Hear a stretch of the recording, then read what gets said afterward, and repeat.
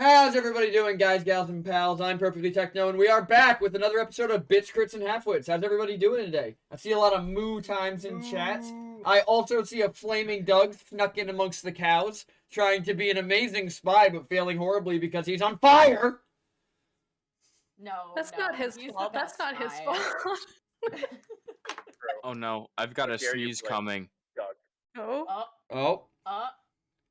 It worked. When I address the sneeze, it goes away. It gets scared. Gets Is scared. it shy? Yeah, it's like, uh-oh. It wasn't my time to shine. But it was your time These to only shine. have power when they're unknown. True. Isaac is speaking to us through a potato currently. Yep. He Yeah, really needs to tell it. He really needs to tell his hamsters to run faster. Although, Look, this. So no joke. The name of this car from my dad is the Hamster Mobile, because it looks. Oh, It is the worst goddamn car I've ever seen. Is it? oh is it? my god. Is it a Kia Soul? No, it's a PT Cruiser. that's unfortunate. If it was a Wow. Soul, I would have offered to buy it. That's the You car don't I wanna- drive. I have a Soul. Wait, a PT Cruiser? I know, I was gonna say, wouldn't PT want the PT Cruiser? Nah, my grandma has a PT Cruiser. Were you? Oh. There's Maybe already mean one you- in the family. Does that mean Okay. you can't have one? Can we talk about? I just need to talk about this real quick, just real short, real quick. My grandma's license plate is GRNYSCAR. Wait. GRNYS. I feel like Oh. you shouldn't say. I feel like you shouldn't have said that on. I don't screen. care. Her license plate says Granny's car, and I love it.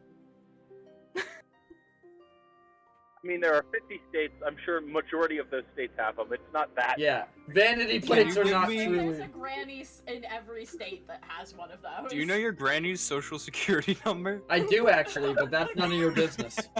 Oh, Wait, but I wanted to ask I if only she need the named you last after her four. car. No. If she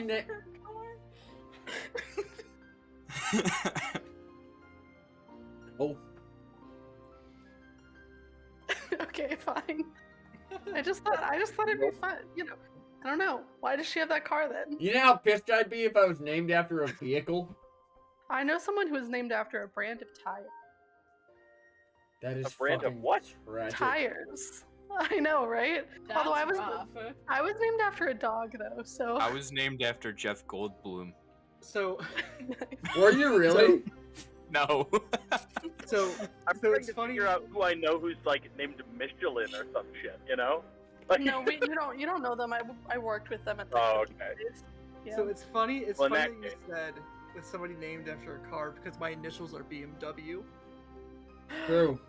Yo. Are we secretly playing with Yeah, two cars? we're gonna right talk. now? We're gonna talk about me. If we're just gonna take a pause and talk about me doxing people I love, I doxed Brando like the first day he came on stream and just flat out said his name, and he's been Brando Yeah. ever since. Oh my god. As far as everybody's concerned, that's my actual name. It's There's no missing letter at the end. I don't know what you're talking about. yeah, no, Brandar. no. It's Brando Lee Mulligan. That's the real fucking right. secret. God, yeah, Yeah, what that's the what real a one. plot twist. That would be I just watched somebody's tire blow out. Yo, Brandog. Yo, What? So Every- I'm glad I'm not them. everyone. Yeah. Yeah, I don't trust that one. yeah. You're glad you're not them, as you left your other vehicle in a building while you drove away from it. Listen here, you little shit. What? Old Red is strong. He'll make it. He'll make it through.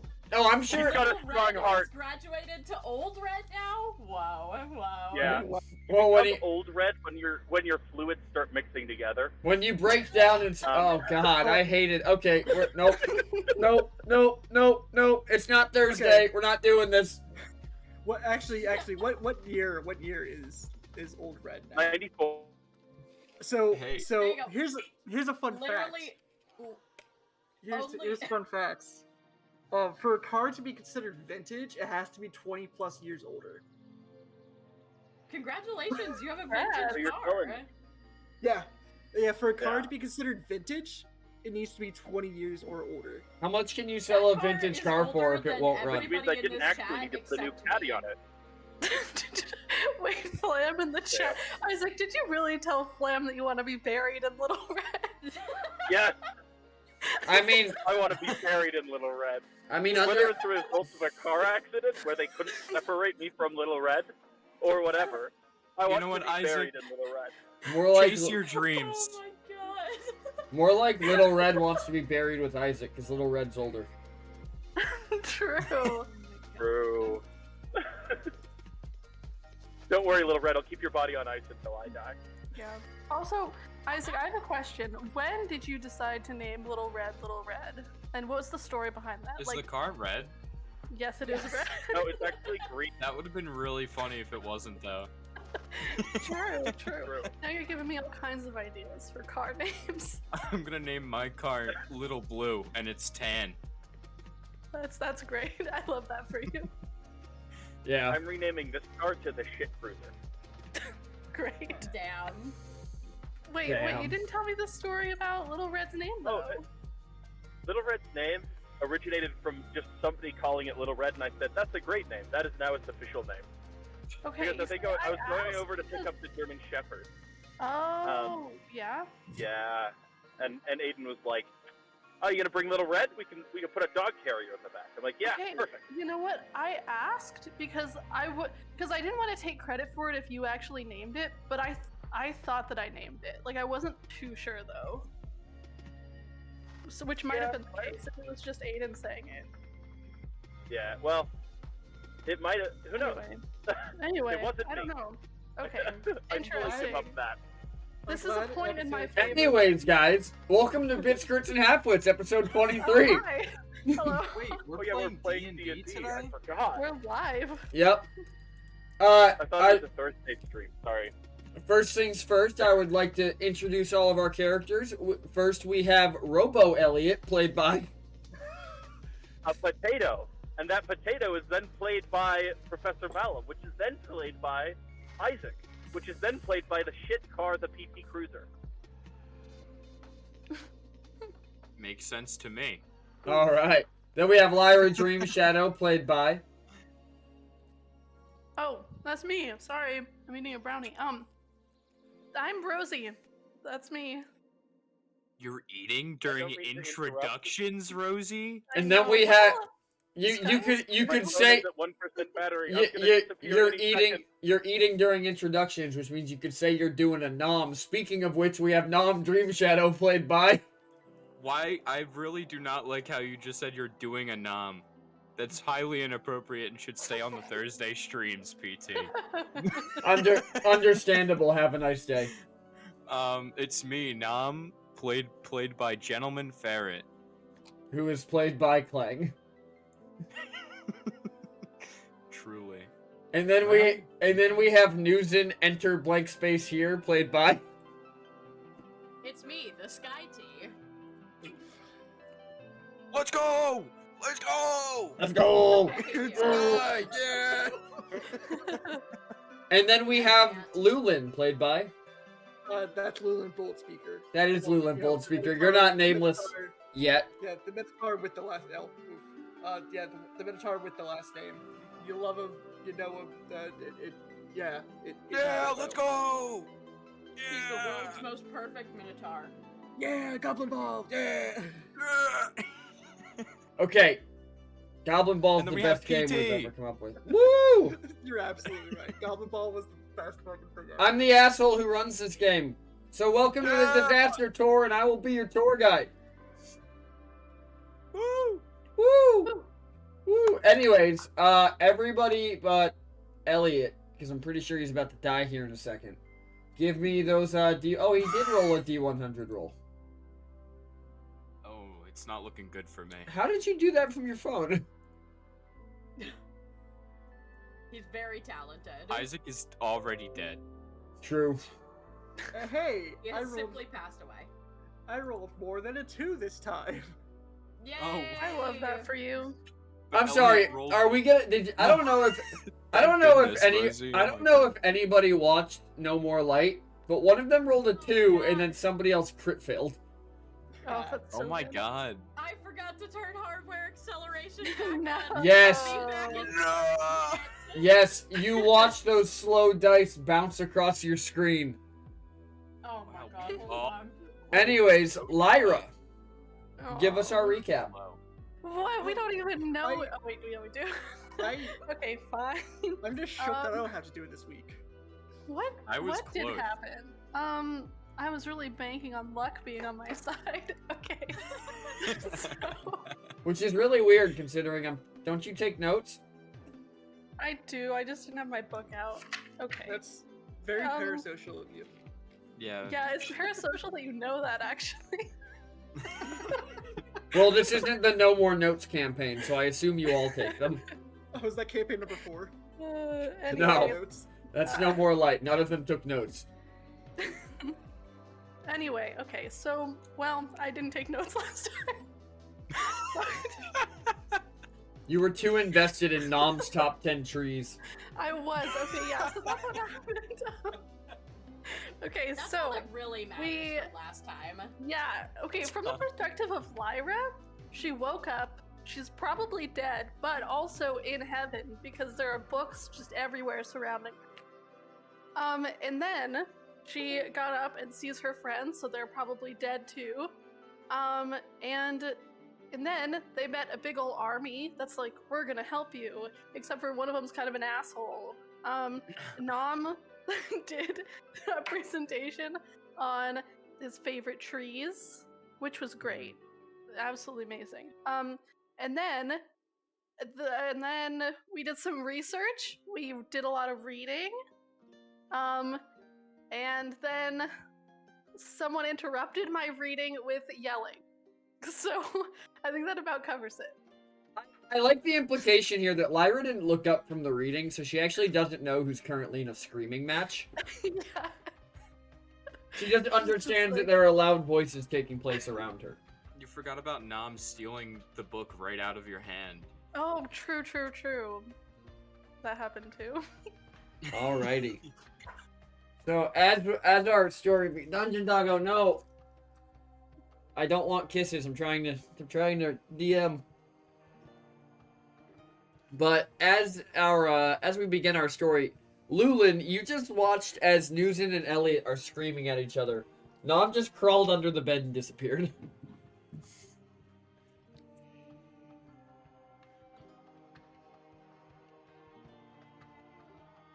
What you gonna do? I'm Lulin's gonna he's gonna try and like tiptoe sneak out of here. Lulin just doesn't want involved because this is a matter between these two. So I'm just 3 on stealth to leave the room. You guys just step on Lyra's book. you guys just hear clunk clunk clunk as. Oh yeah, wait, no, you roll stealth at disadvantage, aren't you in heavy armor? Yeah.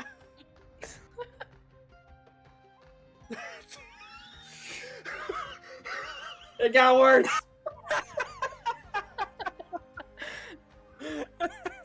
So you guys, there's just a brief pause in this screaming, Lulin, as you just like clunk, clunk, clunk back out of the room, and then you try and slowly close the door, but you forget that you're a minotaur and you just slam the bitch closed. As you hear the yelling resume inside, you head towards Nom's room. Well, I don't think they noticed I left. And then Lulu's just gonna head on to Nom's. Lulu's gonna knock though. Nom, No. as you emerge from the door in the side of your room. Nom knocks back.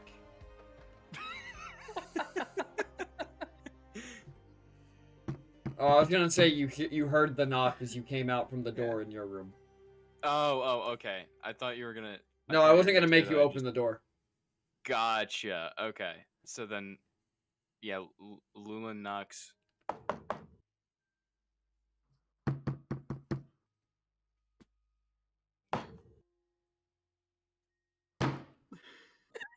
Hey, Brando, on that last knock, roll strength.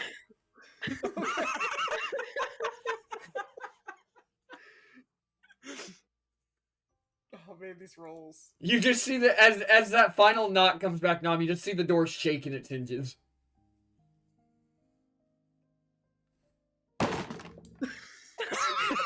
Alright, now you roll me strength.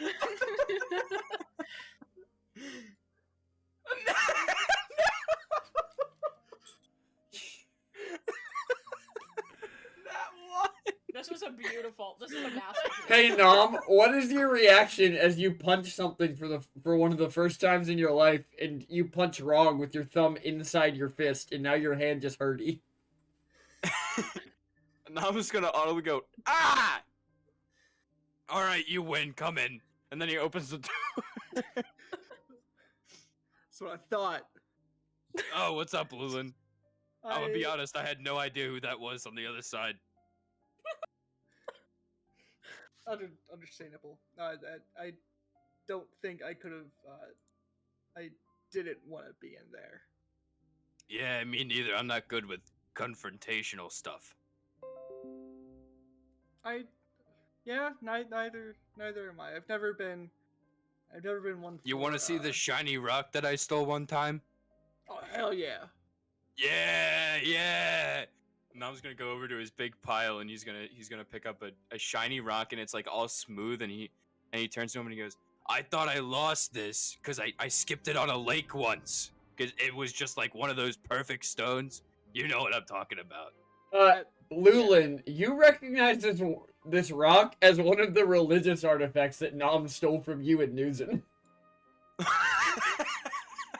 I do know really good stepping stone. You mind if I see it? Oh yeah, for sure. So I imagine this is like etched with like it's just like etched with like mazes like all around. Yep. You know, I maybe I'm remembering incorrectly, but I'm pretty sure, and if I'm not mistaken,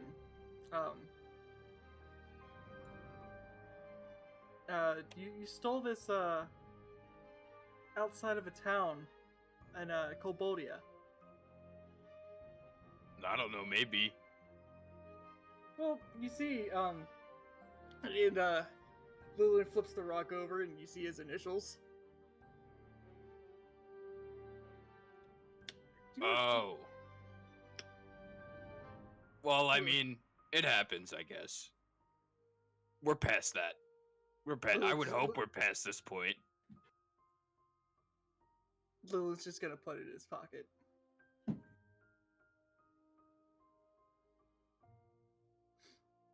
I will find you a new special shiny rock. Well, no, that's fine. I got a couple over here. He just grabs a couple more, but they're not as smooth. They're just like other rocks that he's just hoarded in the past. Now these are some good skipping rocks. Oh, believe me, I know. I skipped them. I got at least 2. They're other religious artifact rocks, but they're not Lulins.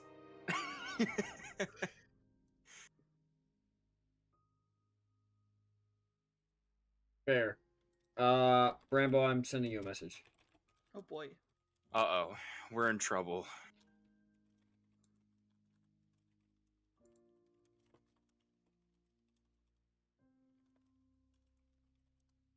There you go.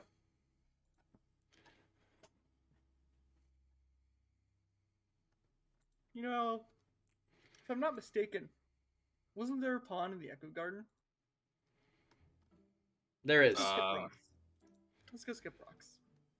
Oh, that would be awesome. You want to see this cool bag though first? Did you see it when I used it in the other room? I don't believe I did.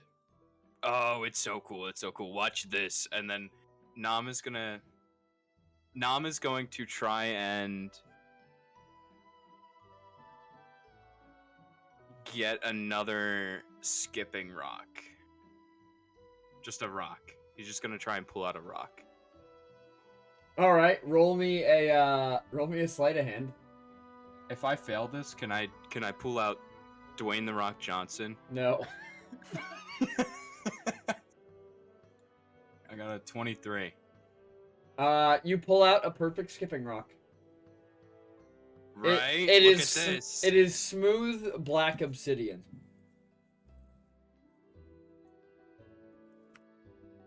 That's Wow, pretty cool. this is a nicer rock than I thought I was gonna get. But it'll be good for skipping, for sure. Knowing that the only volcano is next to the dwarves. Nam is completely oblivious to that. Let's go, let's head down to the pond, I guess. So you both head to the Echo Garden, and as you walk in, you kind of follow the path, and eventually you find just like probably a couple 100 feet wide, like just idyllic, perfectly flat, smooth pond that looks ideal for skipping rocks on. I haven't done this since I was a boy. Yeah, me literally neither. Just scoops up a big pile of rocks and just starts going at it.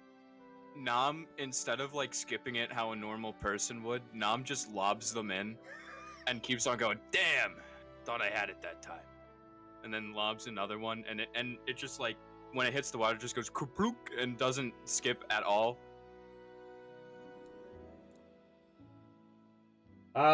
Lulin, from your back you hear, oh, boss, I saw a really good rock in the Echo Garden when I was kicking the shit out of that stupid axe. Can I go get it? Can I go throw a rock too? Sure, bud. And He's Lulin gonna puts pick up down- a fucking boulder. Lulin walks over a little bit and puts down a maze breaker. Alright.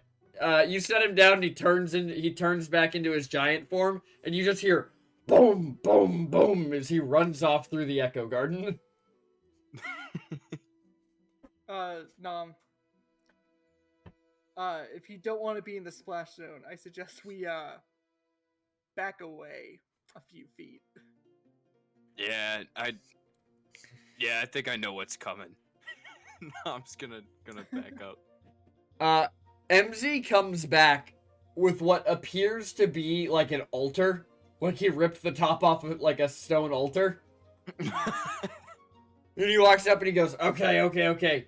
And he throws it as hard as he can. And you watch as it skips across the lake. Like, completely across the lake, and then hits the far side and just leaves like a 20-foot path in the trees as it just rips through them. Oh, thanks, boss. I needed that. And he just turns back into a hammer and falls back onto the ground. Wait, how did he get his rock to do that? Like how it hit the water more than once? I'll Can show you you. ju- Yeah, I'll show you. Because I've How only about- done that once, and it was only like two times. You wanna Lulin scurries around the rocks and he finds like really nice rounded flat one. What you want to do is that you want to use the flat end of the rock. You want to put it between you want to hold it between your two fingers and your thumb. So the rock fits like a circle. And then you don't want to throw it, like over your head. You want to like throw it sideways. So the rock is on the same plane as the water. You want to give it a spin. Go ahead and try. Okay, and then Nam picks up a rock, off the ground, and then chucks it, but like directly down into the water, so that it just kind of like speeds in and does not skip at all. Almost. Little. I thought that one was pretty good. I thought I saw it almost doing the thing. You had the right idea. You want to bring it up a little bit. You want to kind of get low and Lulin's gonna try and get. Oh, is a it little bit because lower I'm with the water. small? No. The rock needs Lulin's gonna get like closer to the ground. What needs to happen is the rock the flat end of the rock needs to be closer to the surface of the water whenever it's thrown.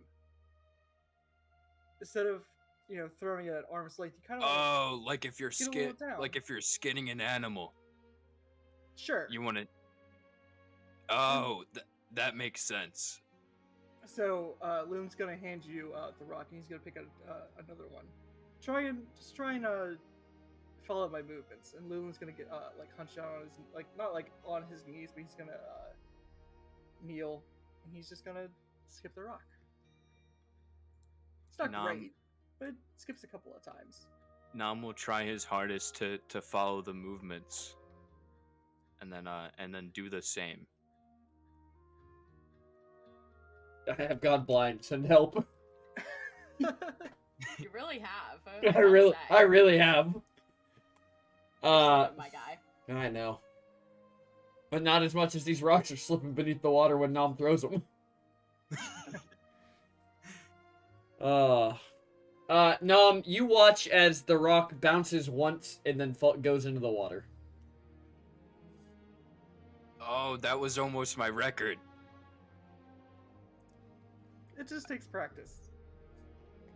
You know your form.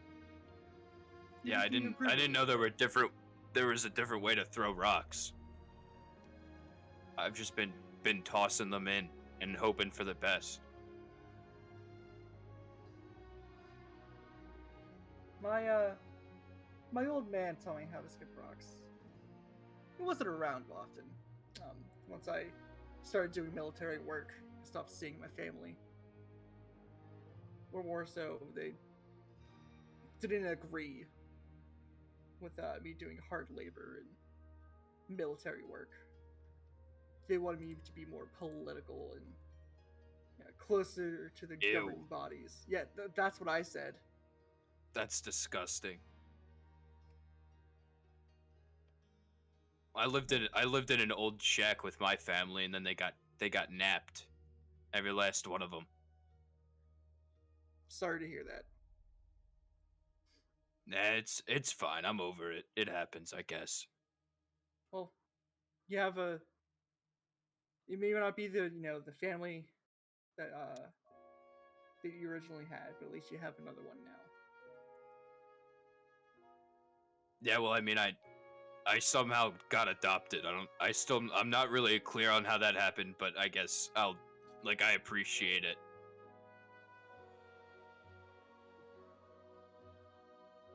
God, what is this liquid coming out of my eye right now? This hasn't happened to me before. Am I dying? Is this blood? I don't think that's blood. It's what we call tears. Emotion. Why is it coming out of my eye?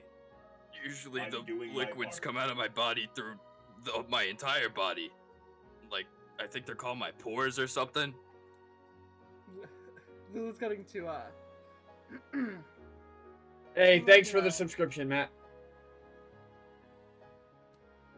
Lulu's gonna take out and hand him some of his vestments, and he's just gonna wipe the tears off of Nam.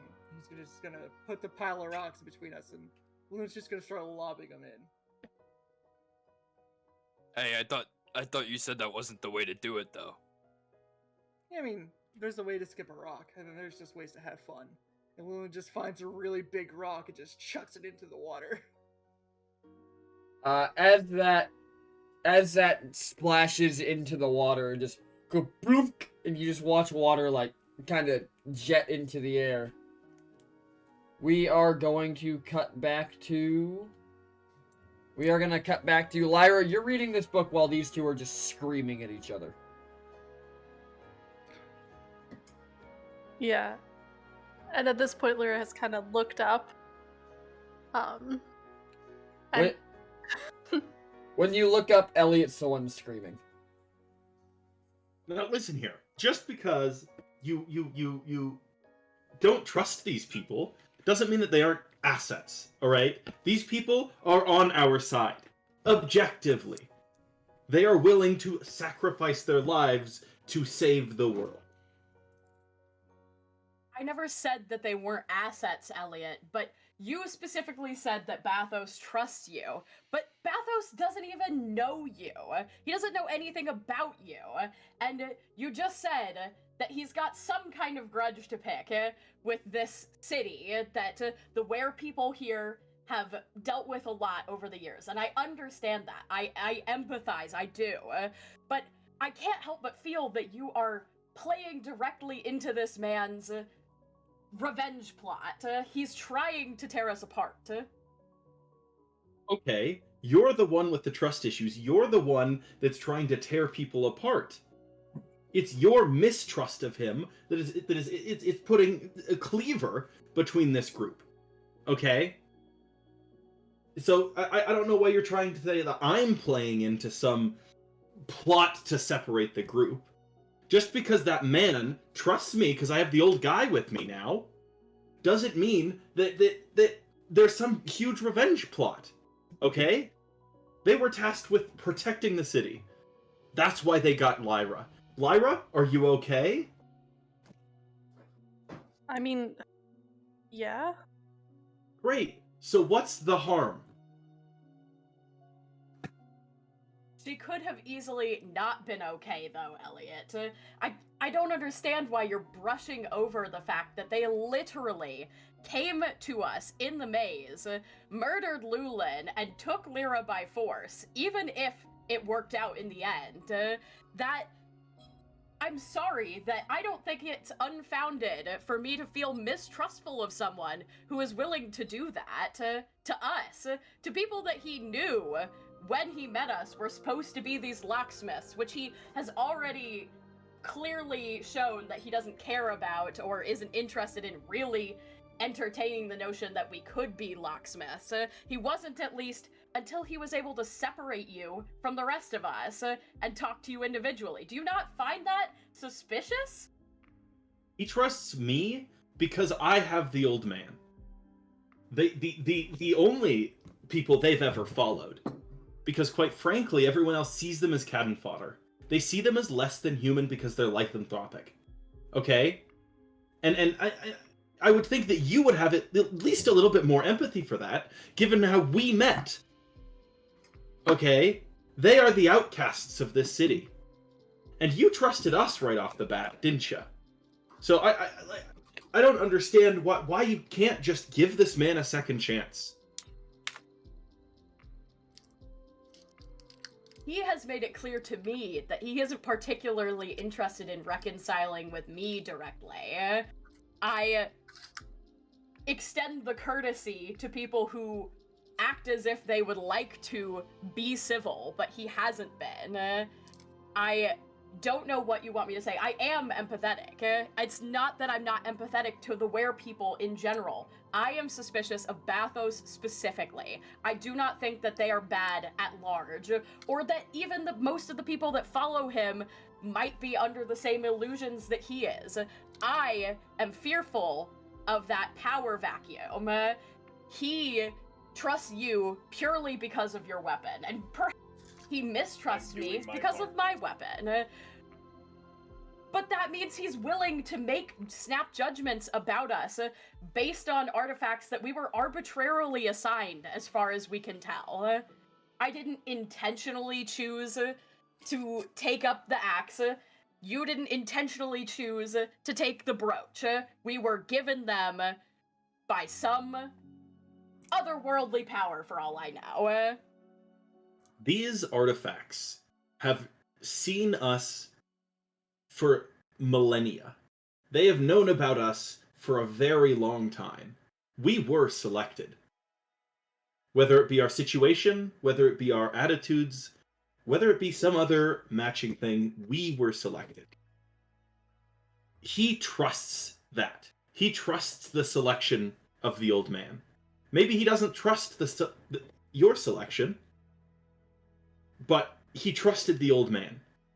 And so he trusted me. And I understand that you don't have to put any effort forth to reconcile with him if he's not going to try to reconcile with you. But at the end of the day, you have to trust him. Because you trust me. If he steps out of line, you have to trust that I will take care of that. If he tries to tear apart this group, if he tries to tear apart this army, You have to trust that I will take care of it.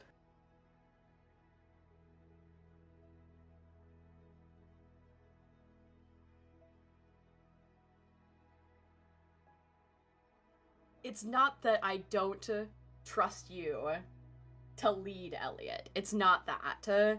I think you're a very capable person. I think everybody in this group is incredibly capable. I think we've proven that many, many times. I just... he only trusts... if what you're saying is true, he only trusts one of the locks, as far as we can tell. So... what about that doesn't make you suspicious that he might be trying to sow discord in the first place? If he's only willing to converse with you, how can we properly lead this group? If he's only willing... I'm just concerned that we are accepting all of these new people who want to help us, which is amazing, but I don't feel that I can trust that he has the best interests at heart, because he's not willing to be even remotely respectful of any of us. It's not even just me. He put the group at large down, pulled you aside for a personal conversation after the rest of us split off, and then suddenly was amenable to being led. I just don't understand how you don't find that to be suspicious. Because I've lived the last few months of my life as the outcast. Ever since I turned down that elven service, I have been keeping an eye over every shoulder, being aware of everybody, paranoid as all hell. They've lived centuries like that, because they've always been the cannon fodder. And they've only ever had the one ally. And so, I understand having almost no one to turn to, but one person. Or at least the small group that I have here. You earn his respect. I'm sure you will earn it forever. But you at least need to trust that I will lead them to the best of... to the best outcome for the whole group.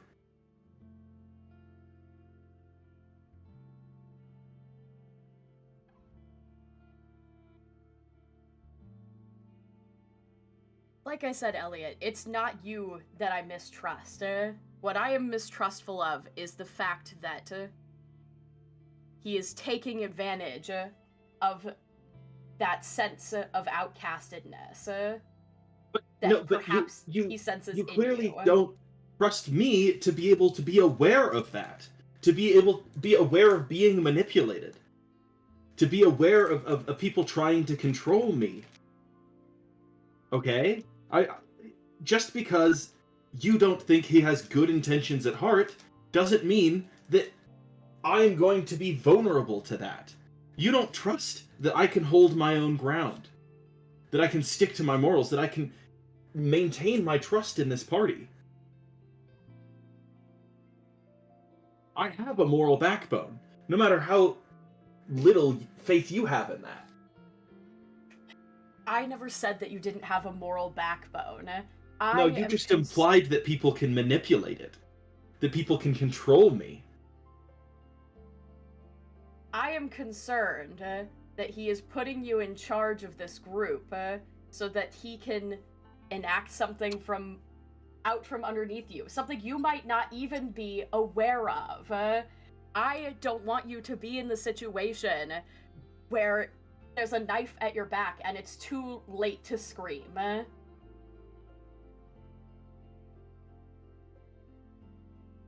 I just don't see that happening. I just don't see them coming for me like that. They are the closest thing I have to a people now.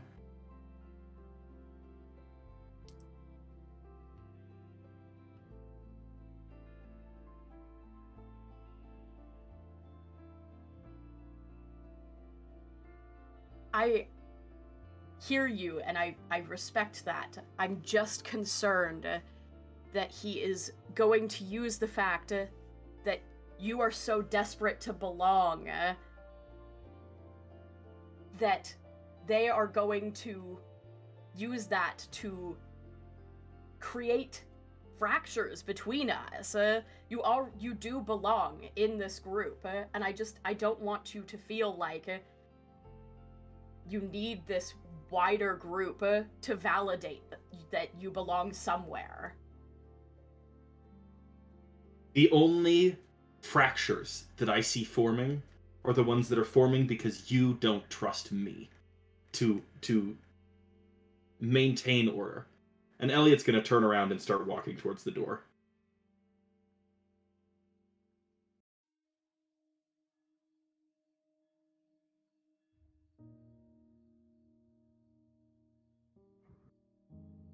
Lyra's gonna kind of look back at Noozin and look at Elliot going. And she's gonna say, wait, both of you wait. Look, obviously you disagree, and I can't lie that I'm also wary of this person. I mean, I have no idea why they took me, and it doesn't make sense that it was for no reason. Something It's been stopped over the them reason. Your parents left this place, which means you're a fugitive. You are not allowed back here. They were protecting their home. From people leaving? From people knowing the way in. Look, something obviously stopped them from doing what they planned to do, and I don't trust that. Like, you've just described how my situation is precarious in relation to this group of people. And so I think it would be foolish to blindly trust them in my position. But again, it's not blind trust. I am verifying what I have to make sure that things go how I intend them to go. All that we know right now is that I'm in charge of the lycanthropes. And that seems to put Noozin at unrest. Because I'm an elf, because I'm not worthy to serve as a leader, because I'm not whatever. Or that I can't be trusted to not get manipulated. Who knows? But at any rate, this army has to be treated as an asset that we can trust, that we can send to a place and they'll do their job.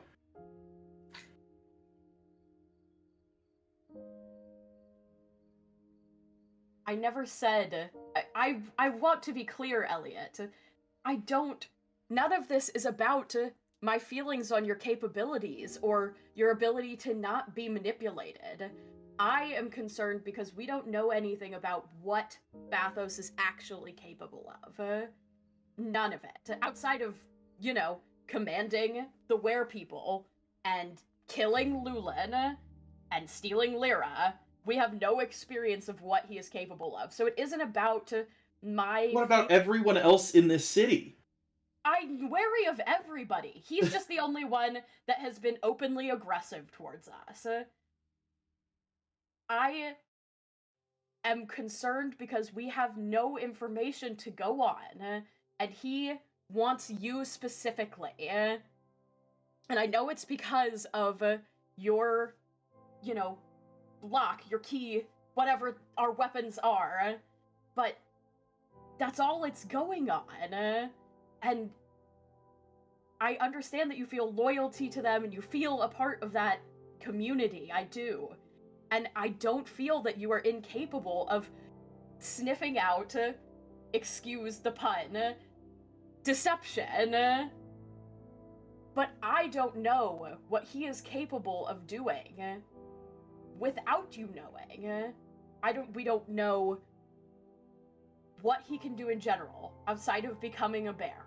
And that he has the respect of the werepeople, and that is what makes me nervous. because he has been aggressive towards us, and because we have very little information about him. And I, above all else, want to see everybody in this group stay safe. I would give anything to make sure that you guys are safe. Well, how about you think about how much you know about everyone else? Their opinions of us, because as far as I'm aware, he's the only one who seems to have been honest at the get-go. Everyone else has been cloak and daggers, everyone else has played the politics. He's the only one that has made his opinions known, made his concern at our apparent weakness known. If we're supposed to defeat demigods and gods and whatever else, warlocks on this plane, maybe we do need to worry about being a little bit more powerful. So yeah, you're right. He has shown very much concern at our power level. He's shown distrust of some of us. But how did the others feel? Why weren't they straightforward about the prophecy when we arrived? Why weren't they more straightforward about whatever else was going on? Why haven't they told us the rest of the story of how Lyra's charges got dropped? This isn't on him. The mystery seems more focused on everybody else. The quote-unquote higher class up here on the hill.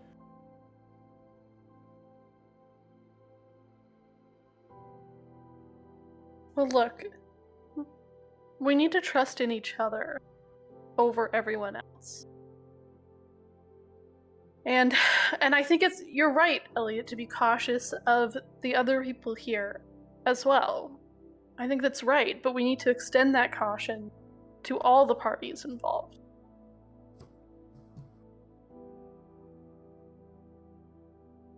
I mean, I agree. I'm going to be cautious. But just because he's transparent doesn't mean you should trust him less than everyone else here.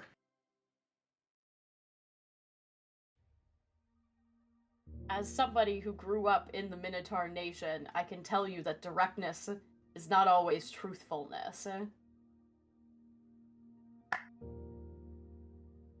Yeah, well, does that mean that he thinks you're great?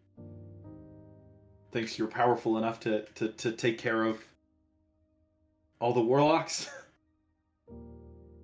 No, I think it means that when somebody tells you to look here, and tells it to you directly, you look, but that doesn't always mean that that's what they're actually trying to distract you from.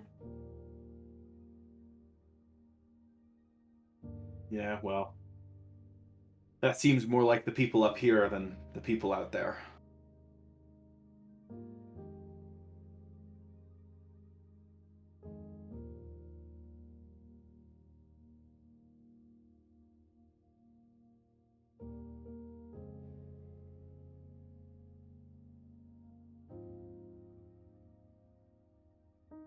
Anyways, if this conversation is done, I think I'm gonna get back to my room. Fine. Lyra does just a little wave. And then she's going to turn back to Noozin and just let out a big sigh.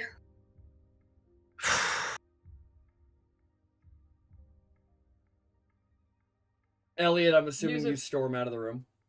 Yeah.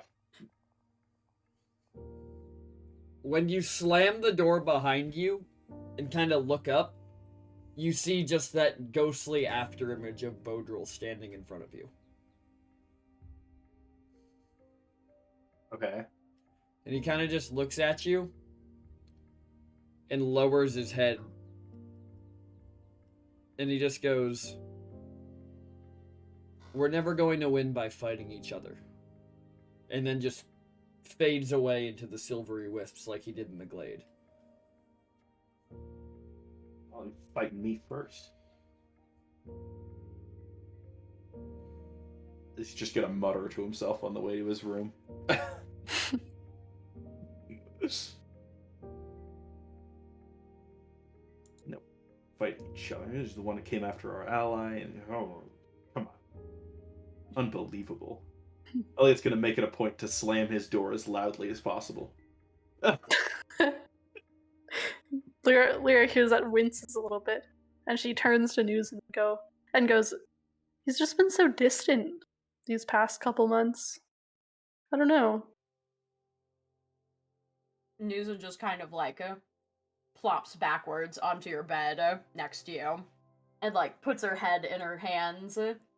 You hear the bed creak, and then you hear like magic reinforcements being added to its base because it was obviously not originally built for Noozin. I was really depending on the fact that these rooms seemed to give us what we need for that. I was like, either this bed is gonna break or we're gonna be okay, and either way, it's gonna have a reaction. And she just kind of sighs, and she's like, I never meant for that to be that heated. I genuinely...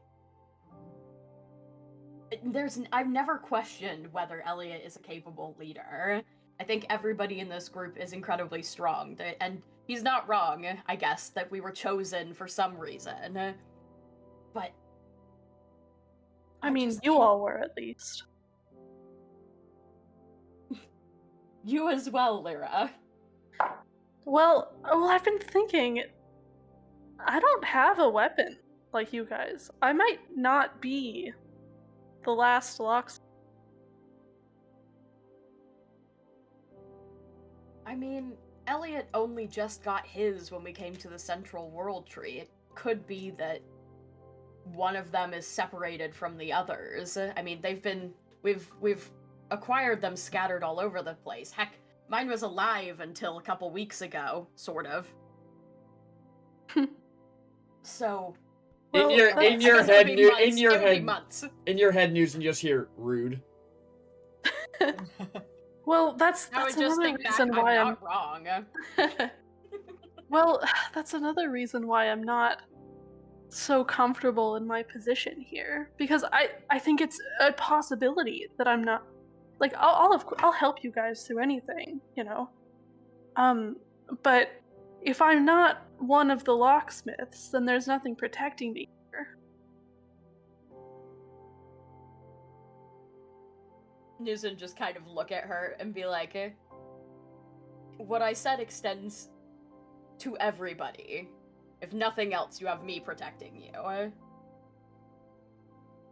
But I don't believe that you are not one of the locksmiths. I just think we haven't found your item yet. She kind of puts a hand kind of on, I don't know how we're positioned, but on your shoulder, or a comforting hand. Let's say she flopped on the bed as well. Yeah. Yeah. It's girls' night. It's girls' night, yes. We're hanging out, sleepover, we're braiding each other's hair. Yes. But I'm not trying to drive a wedge between me and Elliot, but there's always been tension there, and I don't know why. I mean, I don't know. Elliot was my only friend for a long, long time. And he would talk to a lot of people, but I kind of suspect I was his only friend as well. Maybe he just doesn't quite know how to do it super well yet. I guess that's a possibility. It kind of seems like a lot of this group is in a bit of that same state. Yeah. But I think he's right to caution against the the groups that are more kind to us as well. But just, I don't know, it just kind of feels like he trusts them more than us, and he's known them for a day. Exactly. I wasn't trying to start a major fight with him, but I'm so concerned that they are taking advantage of the fact that they see him as a lycanthrope, the only lycanthrope in our group, and they are seeing an opening to sow discourse. I know that he wants to feel like he belongs, and to be honest, we don't know a lot about his history outside of the fact that he's avoiding his family, which is understandable, considering everything that's going on with the elves, but... I mean, I know a little bit. Just mostly vague things. So the question is that if we can trust him with as little information as we have, it's... This group has even less. Truly just the fact that he has lycanthropy and has the medallion that they're going off of as like, yeah, you're the new de facto leader. I don't, especially when Bathos is there, clearly such an influential part of the community here. I don't think that Elliot is incapable. I feel like good things rarely come this easily or without a price. And that is what I am truly cautious of. Right? And that is the whole city, as far as I'm concerned. Like I said, Bathos is more of my concern because of his upfrontness, to be honest. But the same could be said for the entire city. I mistrust all of this because Bathos was working under somebody's orders to come take you from us. Rather than just waiting for us to get to the city, they must have known we were on our way for them to come find us. They could have just tried you when we all got here, but instead they've been trying to split us up from the get-go. And that makes me deeply suspicious, because a singled out person is easier to take advantage of than a group. They are doing a lot to put us at ease, and Lyra kind of looks around at the room full of books. Yes. I mean, when I got into my room, it looked like my old barracks room from back home. I mean, it doesn't anymore, but I kind of demanded that of it. But it does seem intentionally very distracting.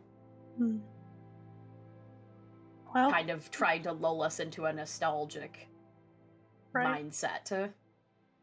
Well, we can only be careful. And speaking of, Elliot did bring up a good point, which is that we don't know... I don't know what happened with me. Like, I don't remember anything from when they brought me here.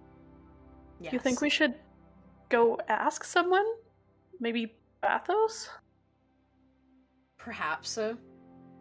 Be a good way for him to earn our trust if he gives us more honest answers. I think it...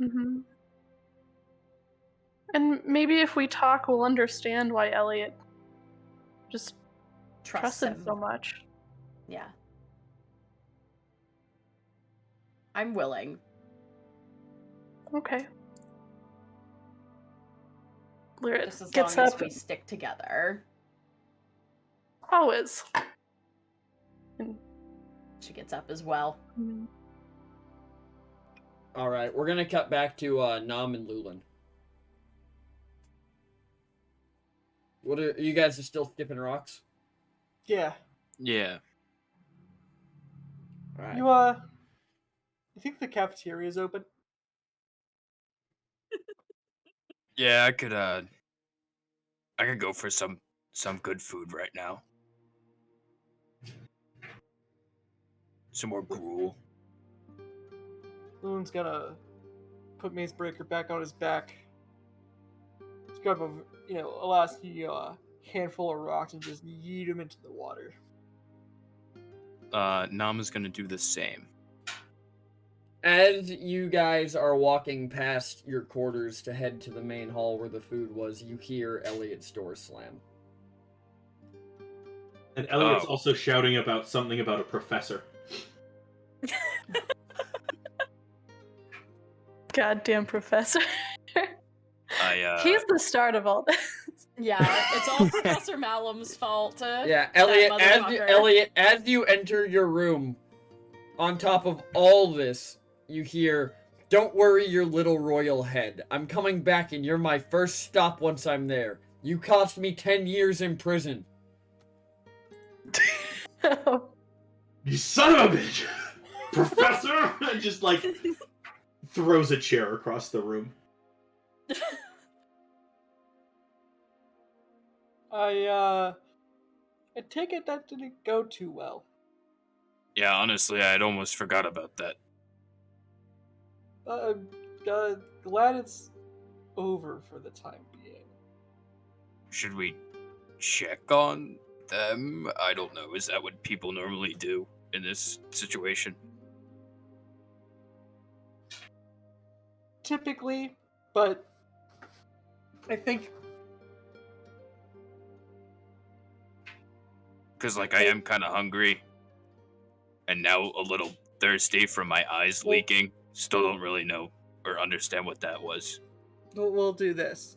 And Lulu's gonna like write a note, slip it under the door.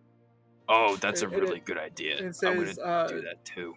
It says, Nam and Lulin going to food. Be back soon. Did you slip that under my door? Under Lyra and under Lyra's door. Lulin probably would have done the same thing to your door as well. Each of the closed doors, I'm assuming, that aren't specifically Yeah. with him. Nom Yeah. sliding one under his own door. Nom, Okay, on Nom's buddy. note, it just says, "Are my eyes supposed to leak?" Put it into the bag and hope it makes it to the kobolds.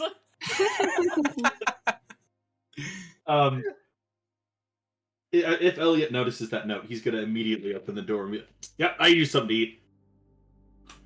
Yeah, so you That guys really slide. draws up an appetite. You guys slide the note under Elliot's door, and immediately he just opens it, and you can see just a smashed chair on the far wall, like laying at the base of the far wall. Hey, I could eat.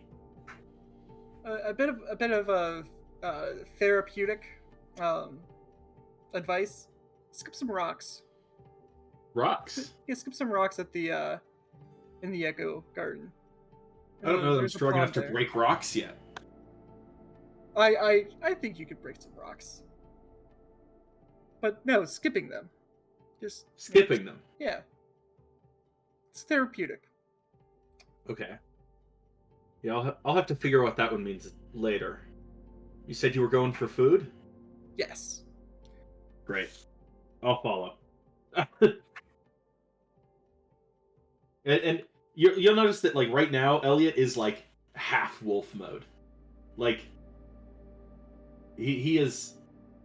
Yeah, I was about Yeah. to say, Nam is gonna be like, your arms are looking a little hairier right now. Are you sure are you all right? Yeah, I'll be fine once I get some food. I'm just a bit hungry. Maybe parched. Nam is gonna whisper to Lulin, was that right? Am I supposed to? Was that good that I asked that, or? Lulin's just gonna shrug. All I'm gonna ask. We don't talk about it at dinner. It's dinner. Ah, Food's no meant problem to with me. food's meant to be shared with the people you love. He's gonna give like the biggest pat on your back. Elliot will pat right back at equal proportion. Nama's gonna try and pat both of you on the back at the same time. Just walking in Jump. between you. Yeah. Wait, if Elliot's half wolf, that means he's taller, which means in my mind, Nom just slapped them both on the ass, like, "Let's go, boys!" That's what I was thinking, but I didn't want to be the one to say it. Good game. We've split the party by gender, and it shows. Listen. Y'all said you were having a girls' night. The boys are getting some food. Yeah. The boys is The getting boys. The boys is getting some We're gonna pork. come We're back getting and some you guys wings. are gonna be drinking beer and like singing shanties. And you're right. You couldn't In have fact- been more wrong. Elliot's gonna pick up Nom and just put him on Lulin's shoulders. Well, this is new. But I'll let it slide. Just this one time. Yeah. So you guys begin heading towards the Great Hall, and as you're going to exit like your private quarters that you all share, Nom, you see the threshold of the door frame rapidly approaching your face. Wait, the what? The threshold. Well, hit the your door is top just of the tall door. enough Oh, for Lulin oh, to fit oh, through, oh. and you're sitting on his shoulders. Right. Nam is gonna. I would assume Nam is kind of like hunched over and like kind of like wrapping his arms around Lulin's head, I guess. So Nam is gonna like unwrap his Using arms around horns and just like kind a of like steering wheel. bend back so that only his legs are holding on the Lulin. Just leans back, looks at Elliot. Hi, how you doing? I thought you were gonna lean over his face, like over his eyes. He just Excuse me, I gotta scooch down on in here. Feeling weight proportion, being in Lulin's mind, Nom's falling. So it's like, oh, you're falling, bud, and he just puts you back on his shoulders. I'm like, no. And You as said- you put me. Yeah, you say no, right as Lulin passes through the door. Yeah, I was gonna say, as you push Nam back up, he just smacks his head on the, on the door frame.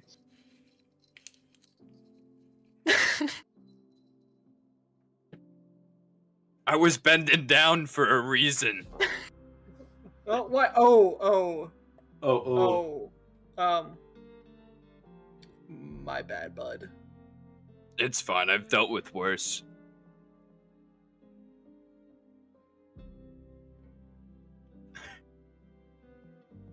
I thought the door frames were a bit higher in this place. Well, I think they are. I don't think they're meant for people to be on other people's shoulders. That's fair. Lulin's gonna sit down in the big Minotaur chair. He's just gonna scoop Nom off and put him in the other big Minotaur chair. As you guys sit down at this empty table, food just starts appearing in front of you.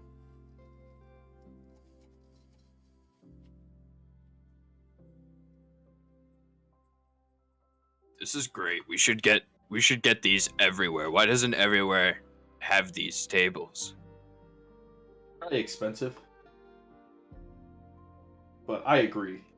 If we maintain this level of accommodation, we gotta have one of these everywhere. Honestly, I don't even think there would be wars anymore if everybody had this kind of table. True. It's not that I don't think there would be war. There would also just not be, poverty. Every family would have a nice meal. Well, that too, but I feel like if everybody's eating the most enjoyable meal they can think of all the time, I feel like everybody wouldn't be so dark and pruning. Yeah. Maybe. Well, okay. That's definitely possible. As Elliot picks up another blood sausage, that just starts chowing down. Alright. Lyra and Noozin, where are you off to? I probably head back to the person who, like, when we left, there was a serving person that was there to answer our questions about the Echo Garden, right? So Yes. I'd probably head back to them and ask if they can direct us toward where we can find Bathos. Oh, yes, of course, Lady Noozin. Bathos is camped with the other lycanthrope outside the city walls. If you head down into their encampment, you should find his tent. It has a large sigil of a bear emblazoned on both sides and on a flag above it. All right. Seems like it should be easy enough to find. Do you, And do you think I should go in disguise or something? no, I think it should be quite telling if they become aggressive towards you for just existing. Okay. If you would be more comfortable, then No, go in that's alright, that's disguise. alright. But I feel that they will know that you are a disguised person purely because they have been in this city for 1,000 years, and we are the only new people. Well, that's true. I suppose I don't really have any way to do it. Alright. As you Wrap two you in my cloak. As you two head out, you see the other three sitting at the table eating.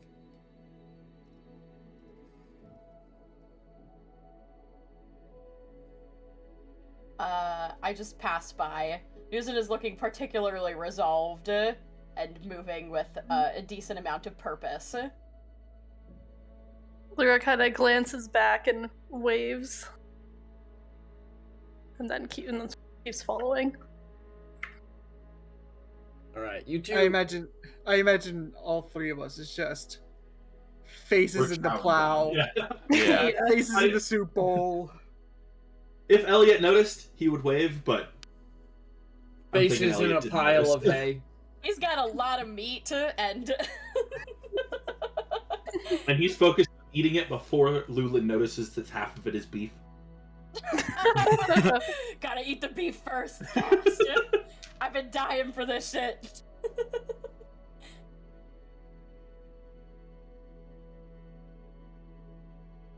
Right. So you two head out into the city, and you notice that people are seemingly going back to their normal lives. Because, you know, besides being soldiers, they do have lives. Mm-hmm. And as you head down and exit the city gates, you watch as the lycanthropes see you heading towards where you can very clearly see Bathos' tent. They're kind of just ducking back inside their own tents and generally just steering clear of you. And as you get to Bathos' tent, nobody stops you if you attempt to go inside. Should we knock? I don't really know how to knock on it. Noozin would probably Should we not barge. knock? She wouldn't barge in like that. She'd probably stop outside and just say, Bathos, if you're in there, we'd like to speak, if you have the time. Bathos, I've come to bargain. Yes. From inside you hear, "Come in!" And she kind of holds the curtain open and lets Lyra walk in first. Lyra walks in, kind of sheepishly trips over her feet. As you step into this room, you see that Bathos' back is turned to you, and you can hear the sound that you would recognize very well, Noozin. You probably wouldn't, Lyra, of somebody using a whetstone on a weapon to sharpen it. And you kind of just hear that just repetitive scrape as he goes, "What do you want?" We need to talk. Yeah, About I was. your intentions. You hear him set the axe down as he stands up and turns to you, and he goes, "Are we talking, or are we talking?" And you watch his fist kind of clench up. I'm not here to start a fight with you if I can help it. then there won't be one.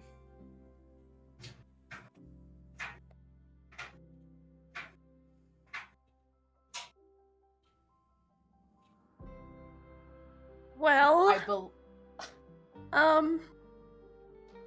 I was I kind of wanted to just ask, like, what happened between me getting captured and now, because I don't remember a single thing.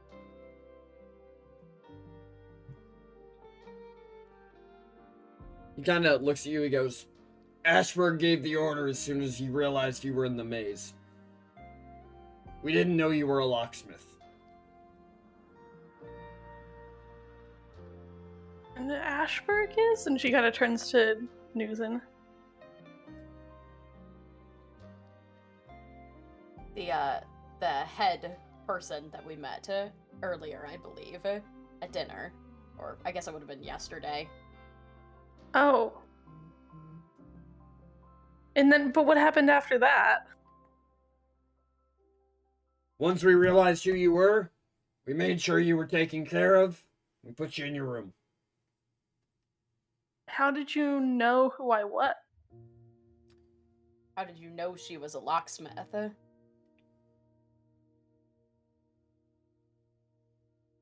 He kind of just looks at you, he goes, you all have a smell.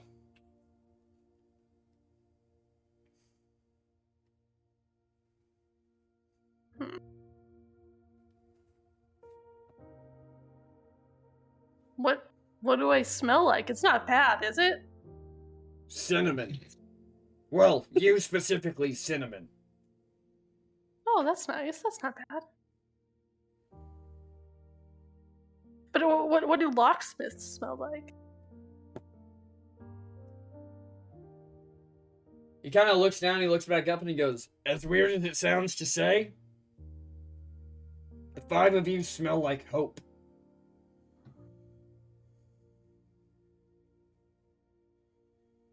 Pretty nice thing to smell like.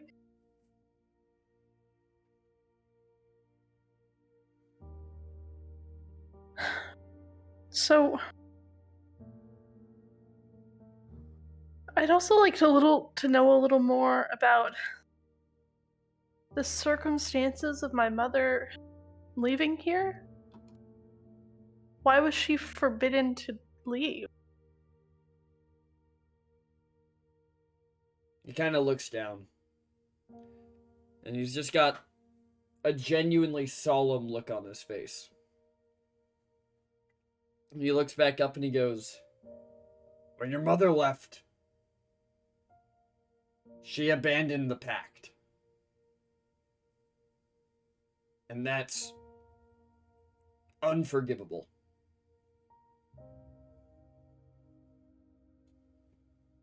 Abandoned the pact. The Could prophecy. we not speak in obscurities like that? You all are already pretty aware that we don't know anything about this place. He kind of gestures to you both, and he gestures you both to sit at the table, and he walks over and he pulls out a couple of cups and a teapot, and he gestures for the 2 of you to sit across from him. And starts pouring tea. Lyra sits down, yeah. Yeah. When the first Hedge Wars ended, and we sent that bastard Roran back to where he belonged, we made a pact to stand watch, and to prepare. And we sacrificed. We all had friends outside the walls. And the locksmiths agreed to stay here with us, and then one by one, they all abandoned us too.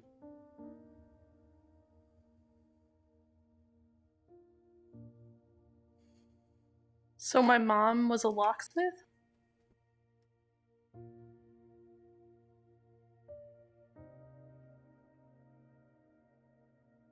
Once upon a time.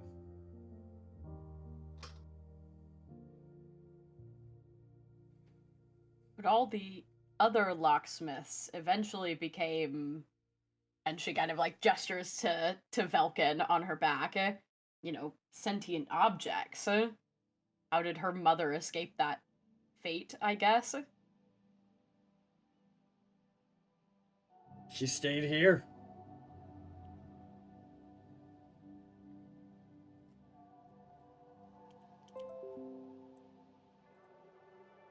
And then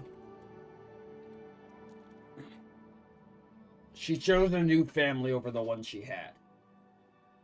And it broke our hearts.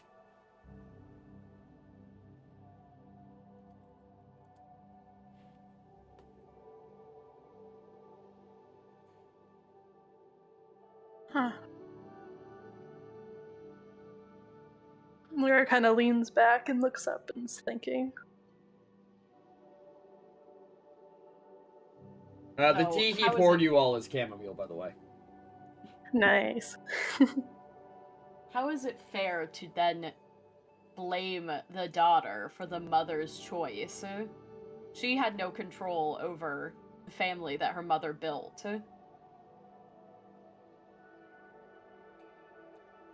I didn't give the order.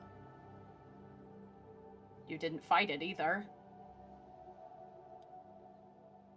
With what's going on in the world, if somebody told you to protect your people, would you object?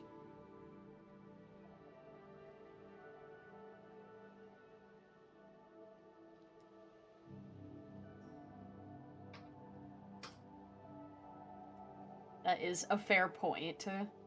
I guess I just don't understand how taking Lyra and making her pay for her mother's crimes when we were clearly lost in the maze to begin with is protecting your people. Asperg was afraid that she knew the way. Whether she realized it or not. Look, it's okay, Noozin. You said... You know, things aren't always fair. I suppose, but expecting you to pay for your family's crimes is an archaic concept, to say the least. I'd say it shows the age of this place. Real quick. Yeah. Hey, Minoru, thanks for the raid. Welcome in, Raiders. Raiders. Hey. But Lyra kind of not. Well, I'm just glad to know what all happened, and I suppose next we have to talk to Ashburg. Yes, I think there's a lot of people we need to talk to. Mm-hmm. So,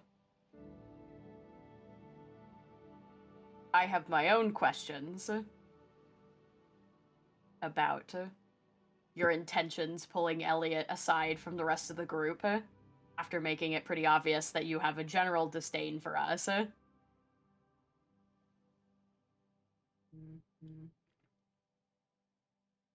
Disdain. Fear. Are they not sometimes one and the same thing? Well, you're willing to put that aside for one of us, at least.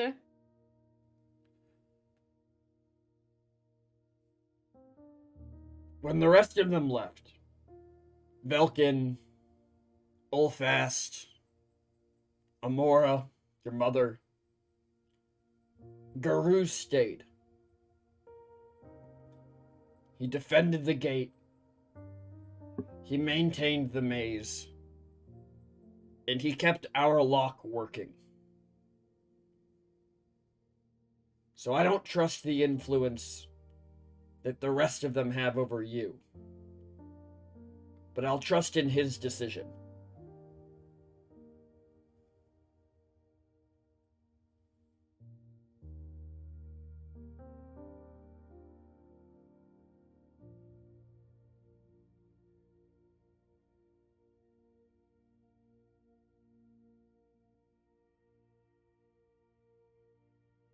I don't trust that you're willing to put our group at odds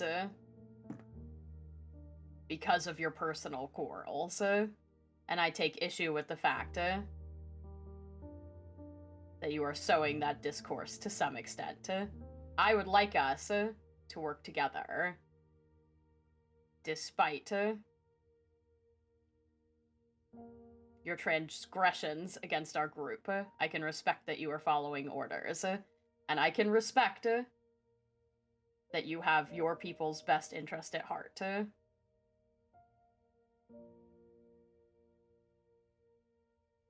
But I want to make something clear. If you put our group in harm's way, I won't hesitate.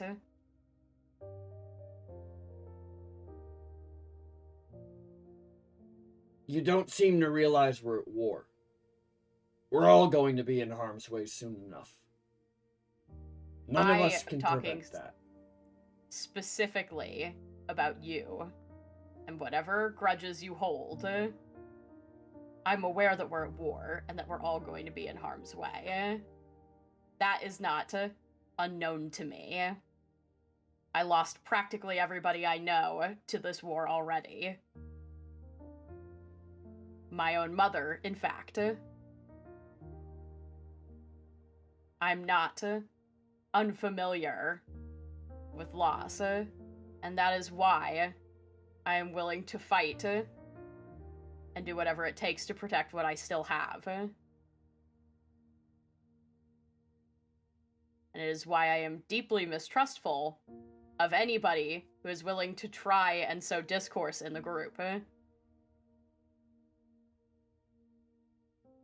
We want your help, but I don't want it at the cost of the trust that we already have. So if you're willing to work with Elliot, you have to be willing to work with all of us.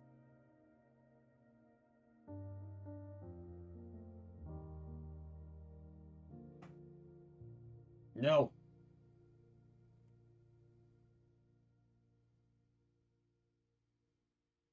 I'm sorry, but no. Then clearly you don't care very much about the safety of the world. Like you say you do.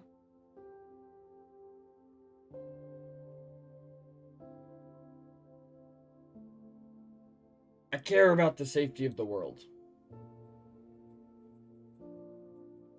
But I know what line you come from.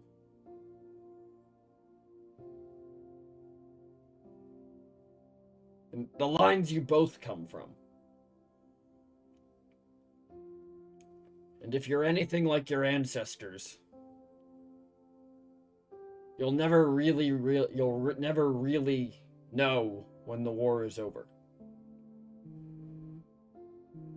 And you'll abandon us all the same. Prove to me that that's not the case, and I'll trust you. But until such a time that comes to pass, I am going to do what's best for my people and my family. And I will listen to you, and I will listen to the orders you pass to me through Elliot. But I'm not going to trust you, and you're not going to trust me. And I accept that, Noozin. But when the day is won or lost and all of this comes to an end, I just don't believe that you won't do what your ancestors did before. I don't believe that when all of this is over, you won't just leave the rest of us to pick up the pieces.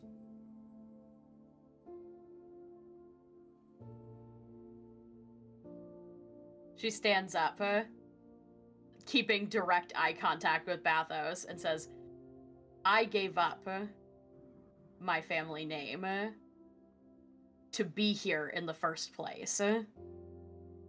As far as I'm concerned, my ties to the Stormhorn family are done. And if you don't think I'm capable of distinguishing myself, then you're a fool. And let's hope that your protecting of your people does not get in the way of my protecting mine. I said what I said. I won't hesitate. She kind of just turns. He doesn't say Yeah. anything. He's just gonna let you leave if you choose to. Lyra kind of follows Noozin out. As you guys are leaving, you see, because in this camp you can obviously see the ring of the inside of the maze around the outside. And you hear horns as the gates open and you see the rest of your army and your people coming through them.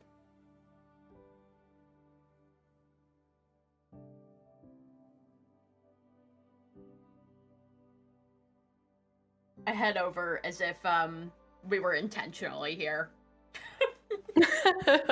Nice. Play it Yeah. off. To meet the other leaders of each of the battalions. The leaders of your battalions are going to come up to you. And most of the leaders of your battalion are very, like, they see you and they become very focused, but you can see that the rest of the civilians and the rest of the army is just staring around in wonder. Mm-hmm. I will let them keep their wonders, but I will say to the rest of the leaders, this place is beautiful, but it's been hard to get direct answers from a lot of the people here, so be sure to keep your wits about you and keep your eyes on everybody until we get to the bottom of what's happening here. Vex, the Loxodon, looks at you and he just nods and he goes, I'll make sure that guards are posted at all of the exits. Where should we set up camp, General?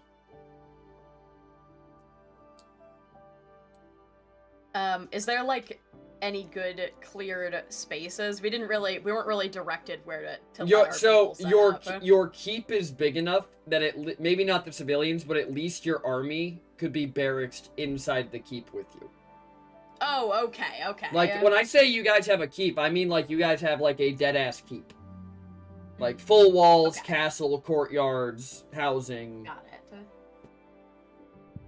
Well then I'd probably convey that we've been given a keep, that we can fit a lot of people into, and then the rest of the people we will set up a proper encampment in this, like, inside the walls, I guess, would be ideal. I'll have some soldiers stay with the civilians for now, until we find a better Yes. place to put them. Lyra and I intend to talk to the leader of this place very soon anyway, so I'll be seeing if they have lodgings for all of our civilians in this place ready, or if they can have them ready. Something interesting happened while you were gone, General. Oh, please tell me. And you kind of hear horns again as another group comes through the gates, led by 3 small figures all riding on what appears to be a drake. And he goes, "It seems your little friends have been recruiting. There appear to be many who've heeded the call." And behind the She kinda- kobolds, you see marching in, like, kind of a ragtag, not really an army, but you see adventurers of every type. Elves, warforged, minotaurs, human, Ganassi. Every race you've ever seen or heard of from the continent.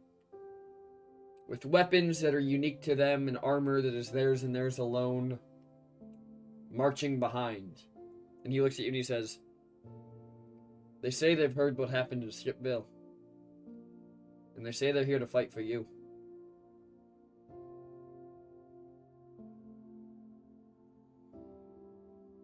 She kind of nods at him and, like, gives him kind of a clap on the shoulder and says, and lets a grin cross her face and says, I'd expect nothing less from the kobolds.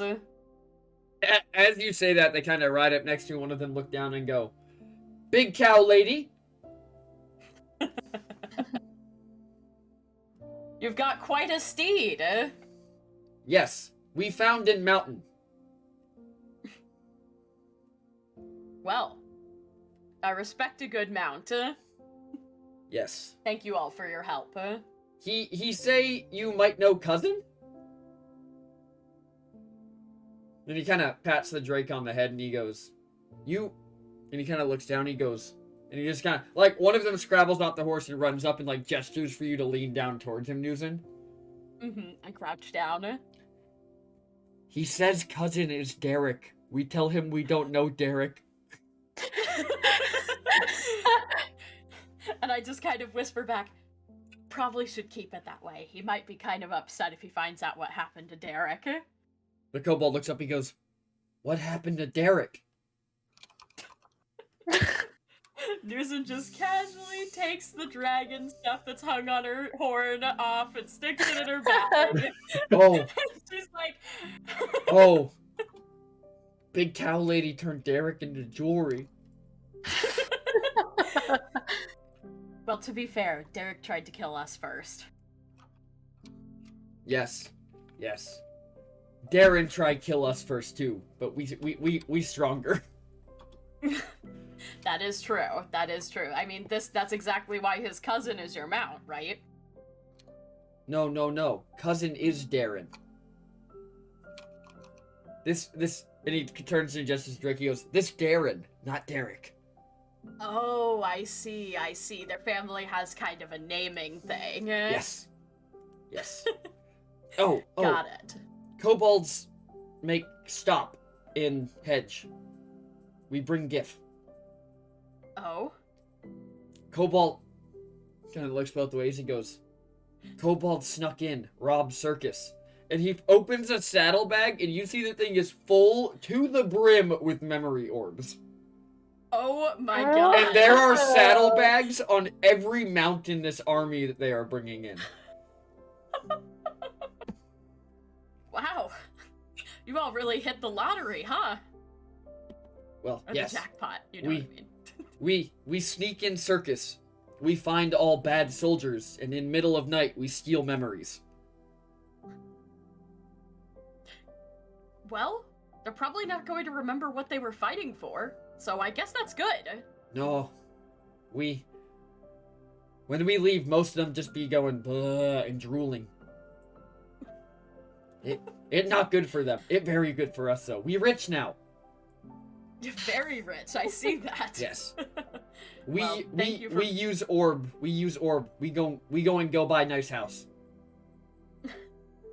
As you should. A mansion fit only for kobolds. What that's supposed to mean? That you would buy yourself a very grand mansion specifically made for kobolds. We going try buy the big one up on the hill, and he points towards your keep. And she's like, well, you don't have to buy that one. That's already where we live.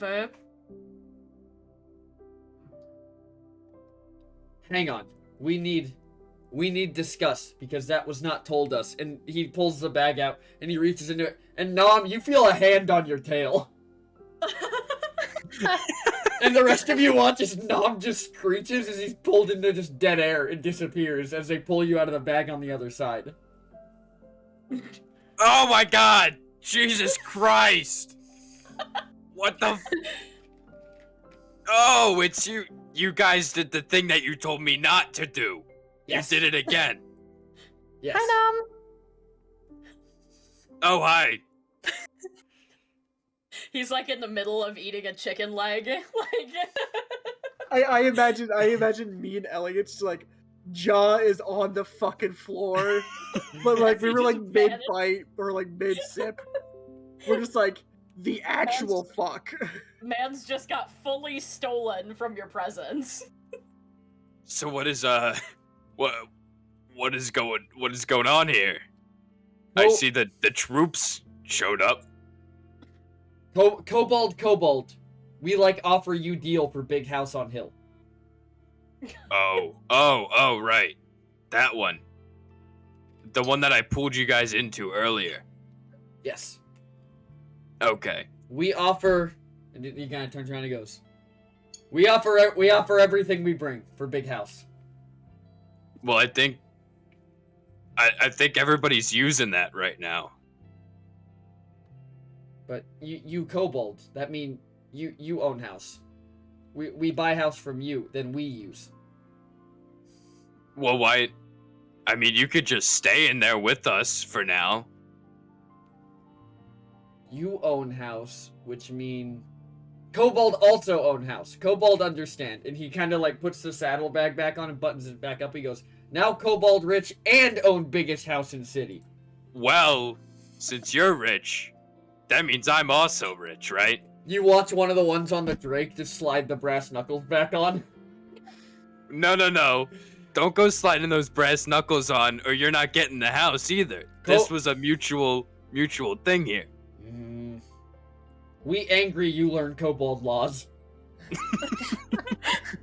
We might... It okay. And he kind of pats you on the head. And he kind of like looks at where your ear is. He goes, we take memory of kobold laws later. And they just hop back on the Drake and the armies begin heading towards the keep. They don't give Nam any money? No. Well, then Nam's gonna throw a smoke bomb at him.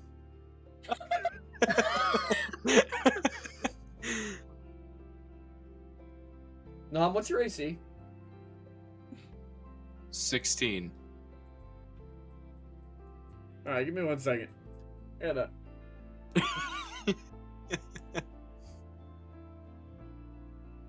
You guys watch as Nom throws a smoke bomb.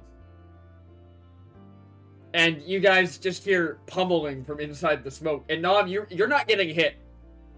and when the smoke clears, the kobolds all have brass knuckles on, and they're like, one of them has brass knuckles, one of them just has a big stick, and the other one has a rock, and they're just beating the hell out of each other. And they look up and all see Nom, and they just raise their weapons up and start making their way towards you.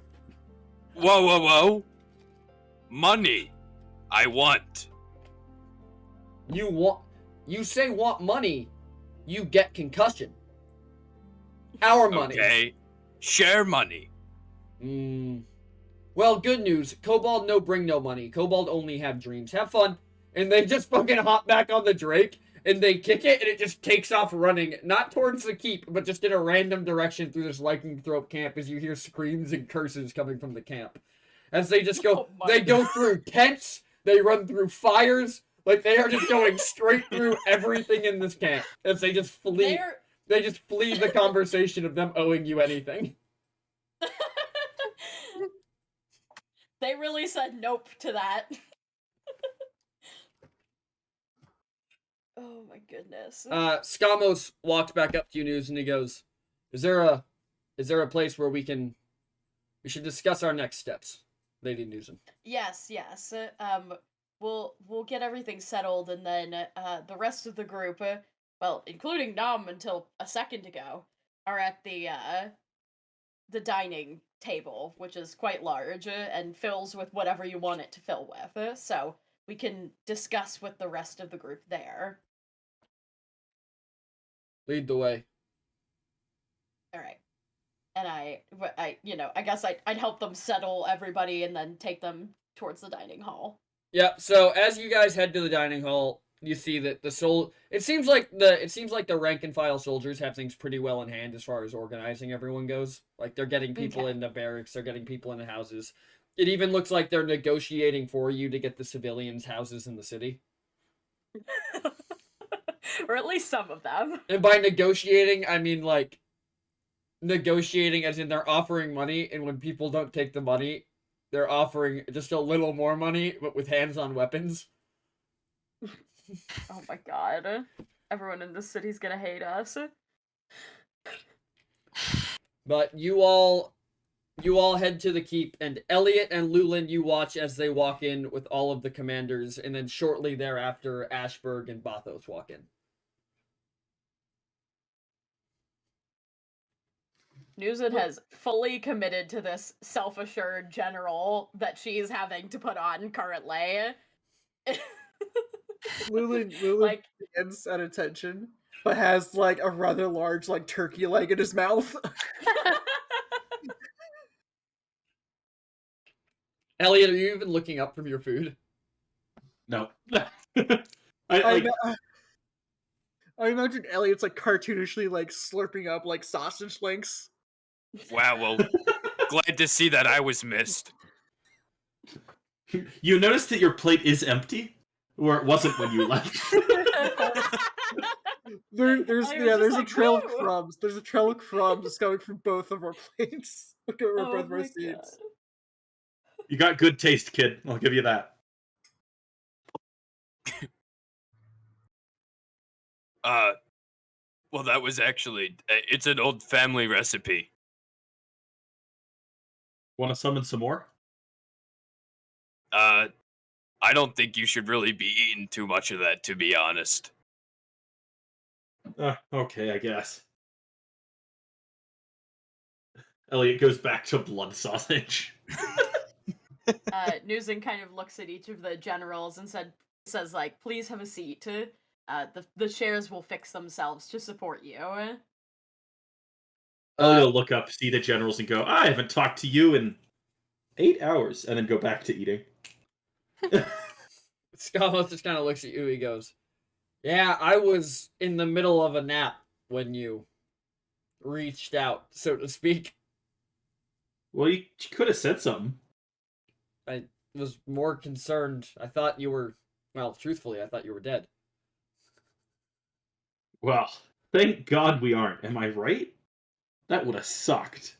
It would have. That would have been the fastest end to the war that I've ever seen.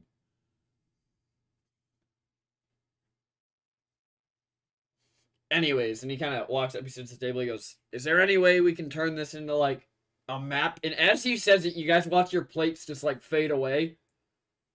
Food and all. Elliot's like quickly slurping up his sausages as they're fading out. Yeah. Anyways. No. They kind of, so it fades away and it's replaced with a map with a large centralization of figures around the central world tree. And not much else on it. And he goes, "So, what's the plan?" Well, we have additional forces from the city that we're in the process of vetting. She kind of glances at Elliot and then looks back at the map.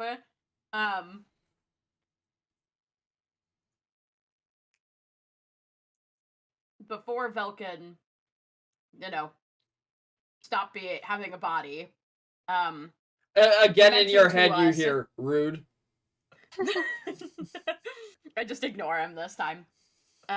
He mentioned to us that he was keeping a warlock from the previous war in Koboldia, and she kind of points, to the city. I think that it would be advantageous for at least us, the locksmiths, to go there and question him and get the information that we need. From there, our closest attack point would be. Here, I'm gonna obviously. switch to the switch you Map? guys to the map real quick so that everybody Yeah. can see what you're talking about. As you guys map, notice, the map that is on this screen is the same map that you guys have drawn all over. So Embarrassing for us. I'm glad they just see a giant like and subscribe. And a picture of Noozin's face, badly drawn.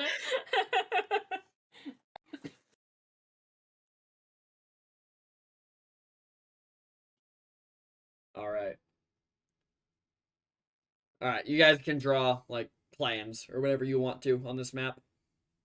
Okay.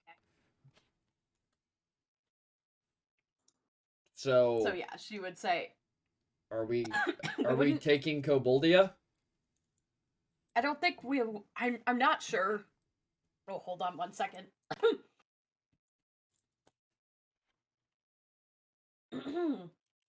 Excuse me. Noozin just takes a swig of ale. Nice. We wouldn't have to cross the mountains to get to Koboldia. I don't think we'll need to take the city, as the kobolds haven't played much of a part in the war at all, and from what I understand of them, they have been equally plagued by the gnolls as the Minotaurs have been, and she kind of gestures to Nom, knowing that his family had dealings with the gnolls as well. I think that we may be able to just simply go to the city and deal with. I'm not entirely sure what we're walking into with the warlock that is stored there, but you know, it's obviously a domain that belongs to Velkin, so we should have access to it. From there, the main plan will be having to figure out how to even get to Zarea if we head there first, because the terrain getting over there is quite perilous.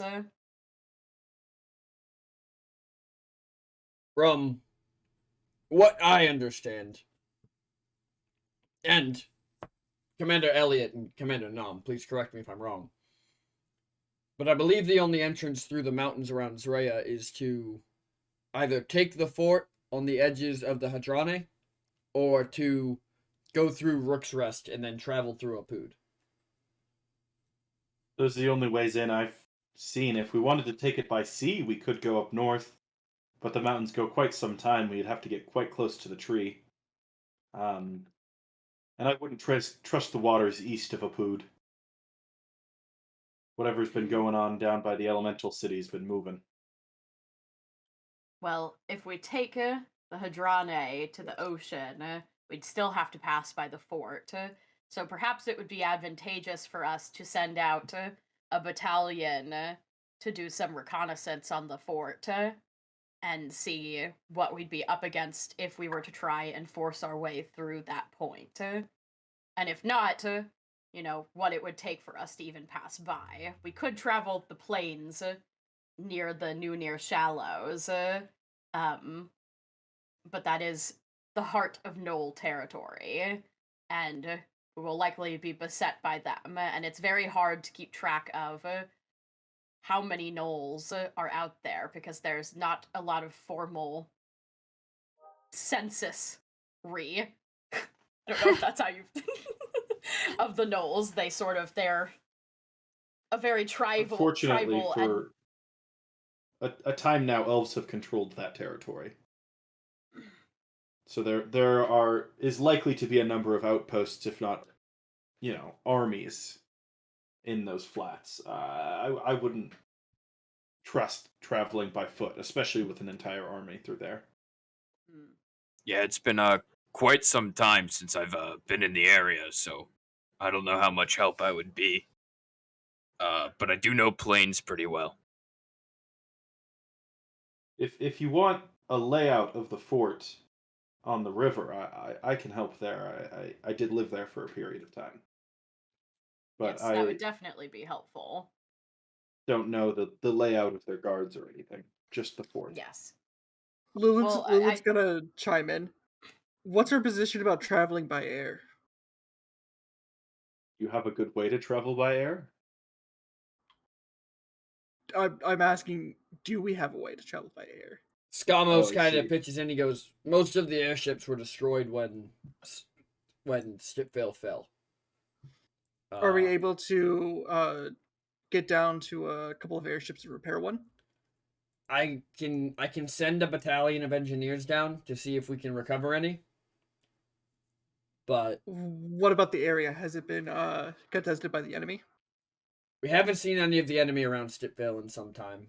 But that might be worth looking into. We have seen some of those golden armored assholes, for lack of a better term, scouting around. I would say that is the best term. Yeah, the only term that I could think of too. Perhaps, and he kind of just starts moving things around the map, and he goes, perhaps we send a battalion of engineers to the south to try and get airships at Stipvale. I believe that having some air superiority would do us well. And then perhaps we move the army into the plains in an attempt to draw out the forces from Rook's Rest and Apud. That might give a small group a chance to move through them uncontested. I imagine if we sent some people into Rook's Rest at the very least, I don't know about Apud's loyalty, but when we were in Rook's Rest, nobody there was particularly interested or happy to see the elven military moving through. So perhaps we could garner some extra support to clear that place. True. I'm worried that if we send an army to Koboldia, we may accidentally draw them into the war, which I think might make them less than receptive to us trying to do anything within the city. I do Agreed. agree. That's why I think that the group of us will travel alone or very lightly to Koboldia so that we can make as few waves as possible while we send the rest of you out to do reconnaissance, figuring out what's happening with the outpost as a potential entry point. I think it's also bears noting that we should probably send somebody down to Bourgeoisie, because Bourgeoisie is the place that we have the least information about as of yet. We don't know anybody from there. I don't believe we have anyone among our ranks who could give us any information about the place. All we know is that perhaps Mazebreaker and Velkin dropped all the water out of Stipvale and onto Bourgeoisie. Alright, so as a plan then, I'll take my battalion and I'll do my best to head to Stipvale, see if we can recover any airships. We can send in Adina and his spies to try and infiltrate the fort and see if we can get a more direct line on intelligence from Zrea. And then perhaps we send Naal and Montano north in an attempt to draw the attention of the Elven armies to give you a more clear path. I don't know that we have the men to spare at the moment to look into Bourgeoisie. Bourgeoisie can wait. It's the farthest out of our reach and the one that we've heard the least from, as far as the war concerns. And then perhaps we can keep Hisoka and the medics in reserve in case any of the other units come across fierce resistance.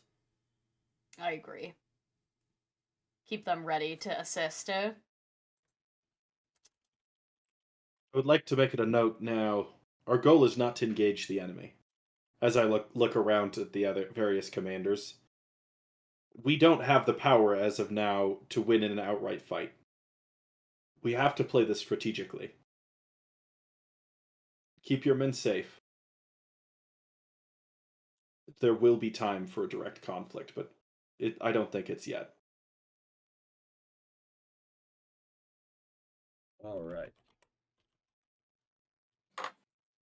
Alright, so perhaps we should hold Montano here then. We can use Naal's light cavalry to harass Harry and draw attention from the Elven forces, and then we can keep Montano in reserve if they become heavily engaged. I think that's a good idea. Agreed. I'm going to look to the engineers. Do we have any way for quick evacuations? Not at the moment. Perhaps once we get some airships, we can use them to escape. Okay. The thing we're going to run into problems with is if Bourgeoisie is going to become a problem, they are going to harry our airships as they try and travel. This is true. I guess the best we can do is keep an eye on it, but we don't have any magical teleportation means, do we? Perhaps we can consult with the leaders of this city. They've had thousands of years to develop some intense magical means that are placed on the maze. Maybe they have some people capable of using teleportation magic. As you say that, you see that Ashberg is just kind of staring down at the map, and he looks up at you all. He goes, "What is an airship?" A sea ship that flies in the air. I think Lyra could explain it best, as I turn to Lyra. Oh, sure. Well, you see, they have these things called, and she goes into an entirely too technical. No. explanation. As Elliot, no. Just the basics, Lyra. They are. They fly. They are. Okay, See, clearly That's made a actually mistake. really interesting. How, though? I don't understand why you don't want to hear about how. It's a matter of time, I believe. Oh, okay. Well, If you okay, want, you then. could write it down in a book and we can distribute it through the ranks. Anyways, Oh my god. Bathos is going to look at you, Noozin. Like, very specifically at you and goes, I can send some of my people to Bourgeoisie to try and scout the area. The fact that they can transform might allow them to blend better in the inhospitality of that environment. I believe that is an excellent idea. If you feel you have a couple capable people that would be good at blending in, that would be an ideal situation so that we could get a little bit more information about bourgeoisie in general. what about the 4 resounding towns in the area, pointing to Elbern, Isamont, Fuchsia, and Redo? Do we know any other capabilities or any of the town specialties? We've had brief contact with Isenmont. It seems like they've received a large number of refugees after Stipvale fell. I think they're just trying to hold their own, but we also believe them to be under control of Carden's old friends. As far as Fuchsia goes, the Oasis is locked in its own perpetual isolation, similar to, I imagine, this city was. Where are we, by the way? In the middle of a frozen tundra. No. What is the name of the city that we are in?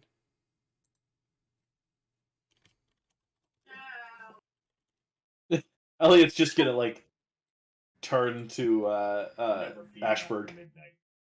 Hey, Zigzag Lawyer, thanks for the follow. The city is called Brester, Lord Elliot. Very well. I'm just gonna look back at the other generals. There you go. Montano's gonna walk over to you, dudes. He's gonna lean down and whisper something in your ear. If these men haven't... Wait. Montano? Oh, in my ear, okay. Yeah, the Loxodon. Yes. If these men haven't fought a battle in almost 1,000 years, they likely need to be trained in the ways of modern combat. I don't think fighting a war now the same way they did 1,000 years ago will lead us to anything but defeat. Very well. I agree. That was whispered to Noozin. That was Elliot. whispered to me. Oh, I see. Sorry. He didn't Sorry. want to call out the incompetence of this army for everyone to see. Yeah. Noozin kind of gives a little nod and turns to whisper back. Perhaps we should assign one of the battalions staying nearby to work on training them up a bit. Well, my battalion does specialize in close combat. I can do my best. At least see what they know and see how we can adjust it. That would be greatly appreciated. Me, Brandon, thinking of Lulin. This is Lulin's job. Why is it Lulin? Why is it Lulin asked for this? This is what he was meant to do. Yes. I'm sure that the rest of the people in this world have all the confidence in the Minotaur army that got completely destroyed. Destroyed would be an I would say destroyed's the correct word. Destroyed, removed, completely wiped out. How would you Look, phrase it? they didn't- Otherwise, They didn't lose in hand-to-hand combat. petrified. They got hit I with was, one I giant was petrified. spell. See, but nobody else in the world knows that. Well, Noozin can tell them that. True. Anyways, Lulin, don't you think you're better served going with the party? Wasn't that whispered? It was whispered. It was whispered. I just got Yeah. uncomfortably close to my camera. You did get very close there. Don't split the party. Anyways. So, Elliot splits the party. Lulin Nom also Anyway, splits the now I party. started blasting. Then I started blasting. I fired and I missed. And I fired and I missed. I fired and I I missed missed. both times. This went on for several hours. Alrighty. Alright. So the current plan just to clarify with you guys out of character, the current plan is Datasai is gonna be in reserve with the healers. Montano's in reserve training Ashburg's forces. Mm-hmm. Balazar is looking for airships in Stipvale. That's Skamos, by the way. Nadina is attempting to get spies in Israel. Naal's going to be drawing attention from the elves and the gnolls, and then Bathos is going to be doing reconnaissance on bourgeoisie. Yes. Okay. Those are your orders.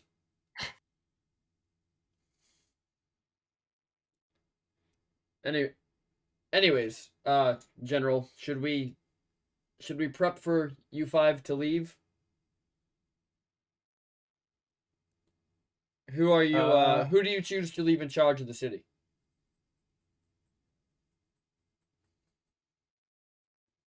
I mean, whatever command structure was in place here before we got here seemed acceptable. Yes. I don't see any issue with that as long as they respect your requests as if they were our own. She says, kind of looking at the, oh my god, I keep forgetting his name. Bathos?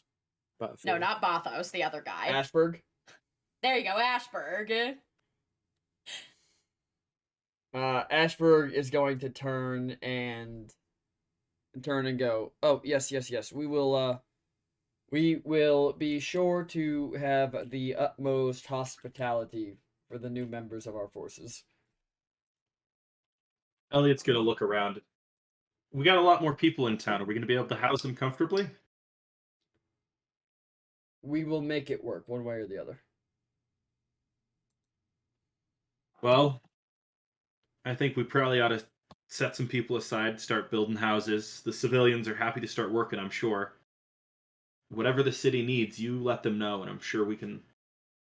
We have builders that are coming in, so people from all walks of life. Understandable. We will do our best to accommodate. Skamos looks at you and he goes, General, while you're gone, we'll get all the new recruits sorted into the appropriate battalions. Thank you, I appreciate that. All right. Susan kind of nods. Well, then Skamos just kind of looks up at everyone else and he goes, well, you heard the general and the commanders. You have your goddamn orders. Get to it. And everybody else just kind of stands up and, like, looks around and just walks out of the hall. Leaving just... Skamos looks at you and kind of nods as he walks out. And then he just kind of... And then they leave, and they leave you guys with Ashburg in this room. Bathos left as well. Yeah, because he had commands. Yep.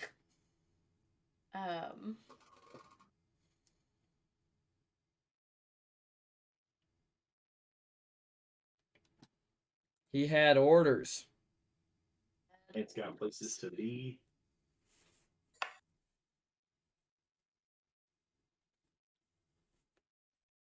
Well, So I believe we're going to the have to plan start for making... our party is going to Koboldia? Yep. Can't wait. Love walking as Elliot looks to the ground. Elliot's gonna trace out with his fingers a large section of the table in front of him and just imagine his place setting again. Oh, sausages, where art thou? It does not reappear. It appears that the table has decided the time for a meal is over. The time for battle is now. Damn. Lulun punches table, bring food. Violence. Careful! If you break that table, we're all screwed. Roll intimidation. Roll to intimidate the table. Bet!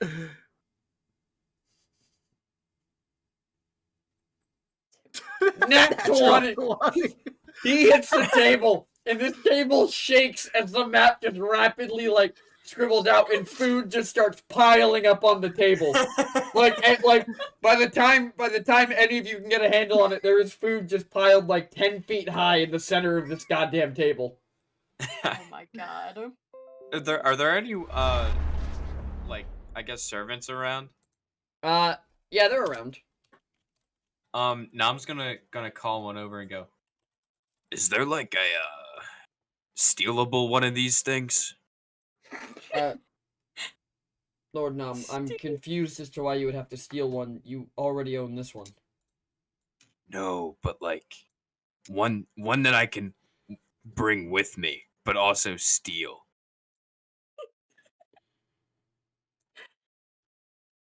I'm confused by your request. I want the table.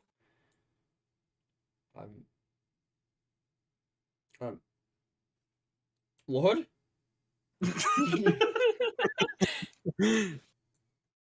I want. So say I'm not here, right, in this room. I want a table like it, and it does the same thing, but elsewhere. I believe the magic of the table is tied to the keep, Lord. I don't know that it would work as Is anything there a other way than we can make that not happen? We can attempt to put the city scholars to work trying to figure it out. But I don't know. I need a folding table. Yeah, as the that rest makes of you sense. are watching Nom question this servant looks just straight up on the verge of a mental breakdown. Like, I don't understand the orders I'm being given. Somebody please help me. Well, if you guys figure it out, I want a conspicuous note left of the location of said table so I can steal it. Does Elliot overhear this Yeah, conversation? he's not being quiet about it. I what? Nom's not being quiet about it, I don't think. Oh. Elliot's gonna stand over and just look at the servant. I think the nobles can return to their normal duties. Come on, Nom. Thank you, What? Lord. And the servant turns around, and, like, if there was a speed walking competition, this guy would win it. Just... I'm not running, but I am leaving I very quickly. I will keep my poise as he just... What is wrong with... I could have had a table. Lulu's just gonna Yes. throw you a turkey leg. Shut Yeah, up and eat. this is great and all, but imagine having this turkey leg anywhere. With this table. We could have our own table. Lulu's gonna like put up a hand. He's gonna grab another turkey leg. And he's gonna put it in his pocket. I now have a turkey leg with me on the go. Yeah, but just that one turkey leg, though. He's gonna grab Imagine another if we could turkey have leg this on and the put it in his other go. pocket. As you guys are sitting in front of this table, the middle of the pile, like, the pile on the table starts shaking. Like, just moving back and forth as things fall down the sides of it. Elliot's new goal: catch rolls as they're falling down the tower in his mouth. Like, you watch as Elliot's face goes full wolf as he just unhinges his jaw. Nom Oh, opens God. his little it's like when you throw bag. treats for your dog where they snapped him out of Exactly. the air. My Dungeon Doggo doesn't do that because Dungeon Doggo doesn't understand how catching things works. Dungeon Doggo is Poor very baby. good at the grab and return, but not so good at the catch. Or the fetch. No, she's good at fetch now. She figured that one out. Good on Dungeon Doggo. Good on Dungeon Doggo. She's leveling Proud. up all the time, aren't you, Dungeon Doggo? Do you want to come see the people? Aurora, come here. Come here. Yeah. Can I People- Like, get you some treats? Will that encourage you to come see the people? she's like, immediately, I'm up, I'm done, I'm ready. Come here. Come here. All the way up. All the way. Come here. She's like, I don't need to get all the way up. I can smell the treat from here. Oh. I can reach it with my long neck. Oh, hello. That's a big baby. That is a big baby. No, baby, don't eat my bottle caps. Those are Here mine. comes the Stinky. The stinky lady. Hello, Stinky. Yeah, nobody wants to see D&D. Let's see the Dungeon Yeah. Doggo. Yeah, Yeah, we Good just that on old, use full the heck of screen. Doggeroni. Best part Put of the this on. stream. I don't have a full screen anymore, but I'll make one. I'll make one after this. I'll just I have 2 cameras. I could reasonably just set up a Dungeon Doggo cam. Yes. Absolutely. Oh. Yeah, but then we wouldn't I was be able to gonna see say, you. Oh, that's Instead of fair. saying just chatting on the screen, you just say just dogging. Unless there's other Wait. meanings for that. I think there is. Alright, Oh then no. don't do that. Yeah, there's some Just implications dogging. to that phrase that aren't great. Hello, Dungeon Doggo. Yeah, just Doggo. That's probably Just doggo is better. just Doggo. Thank you. Or just like literally just put the Yeah. word dog. As the rolls are rolling down this table, you just Not The mountain. this mountain of food. It continues to shake, and you can see things like being pulled into the pile. Bolts? Nam will go No, this, Elliot's not paying and then attention. Nam opens his infinite bag thing. Bro, as soon as you open the bag from under this, just muffled under this pile of food, you hear, "Don't dare!" Why not? We hurt you. You've already hurt me emotionally. We hurt you physically. Not vague. at all. Fair enough. Don't make Kobold tell Whip you love other people more. Why can't I put the food in the bag? You can put food in bag. Well, that's what I was gonna do. Oh, Kobold thought you gonna pull Kobold out of bag. No. I was trying to put food in here because if I can't have an infinite food table, then I guess I can have an infinite food bag.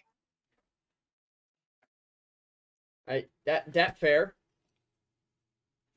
You just pull food out bag when need. Oh, right. I don't have to put the food in. Well, will it make it easier if I put the food in there first? Bag no hold thing like normal bag do. Oh, so what happened? Where does it go when I put it in the bag? Kobold don't know. Kobold never Oh, put thing okay. in bag, only take thing out. As you watch one of their heads just poof out of the pile. Like they'll just stick their head out of the pile and you can see just their little snout in their eyes. I like the idea that whenever you request food, it's just like half-eaten sandwiches or like half a bowl of porridge. Well, we saw You're like, what happened "That's when he okay." we saw what happened when he tried to request ale. Yeah. Anyway, what you want Kobold do? And they're looking at Noozin. Did you bring money? No, stop asking money. Go get job. Well.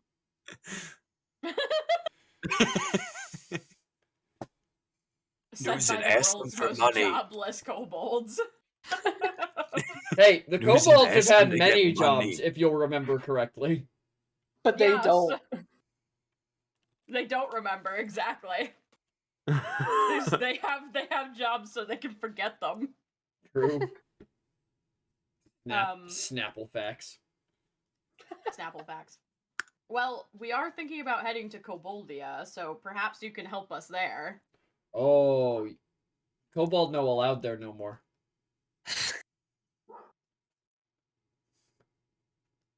Does You're that include me? kobolds. No, you Kobold fine. We Kobold no. Well, how would they know the difference? Kobold not want to talk about it, and it just pops his head back into the pile of food and it just starts shaking as the kobolds are very clearly eating it, like from the inside out. What if we get you guys a disguise? Head pops back out. Kobold had disguise. You know, see big coat? Head pops back in. Yeah, but okay, so then problem solved. You go there with the disguise. We guess when you get there, you see why Kobold no allowed in Koboldia.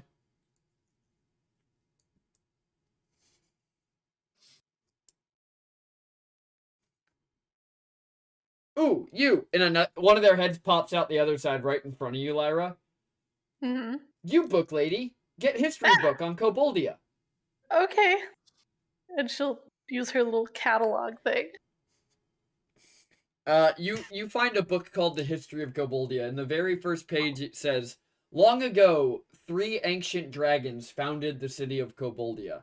And the kobold go, "Yeah, that's a page," and pops its head back into the pile. The first one? The first page. Okay. It says here there are 3 ancient dragons started it. Then I'll read on. After several hundred years of fruitful prosperity in bringing the Dragonborns down from the mountains, the ancient dragons of Koboldia vanished and have not been seen since. Interesting. Says here that the ancient dragons are gone. Like they disappeared. Head pops out in front of you, Elliot. Yeah. Ancient dragon says what? What?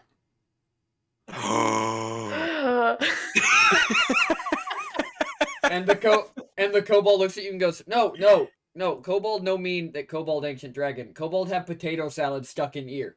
And he like pats his head and you just watch a potato fall out of his ear.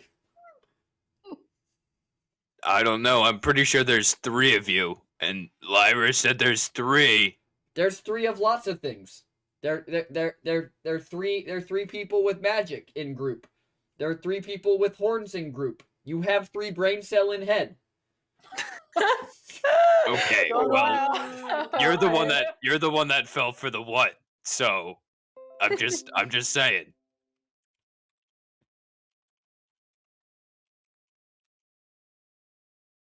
Kobold no like you. Head pops back into the pile. Hey, you're the one that won't even abide by your own rules. Kobold no follow rule. Well, then why do I, Kobold, have to follow rule? You kobold different from us kobold. How so? Us kobold smarter.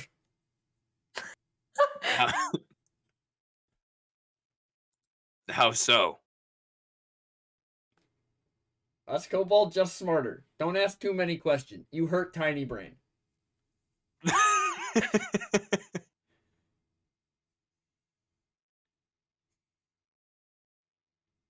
Anyway, we tell you secret path into Koboldia. That would be Ideal. helpful.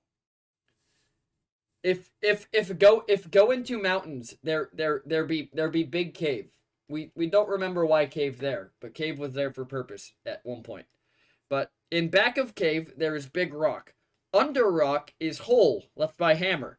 Hole from hammer go directly into Koboldia into house. In house live tiny goblin man. We don't know tiny goblin man, but he live in house.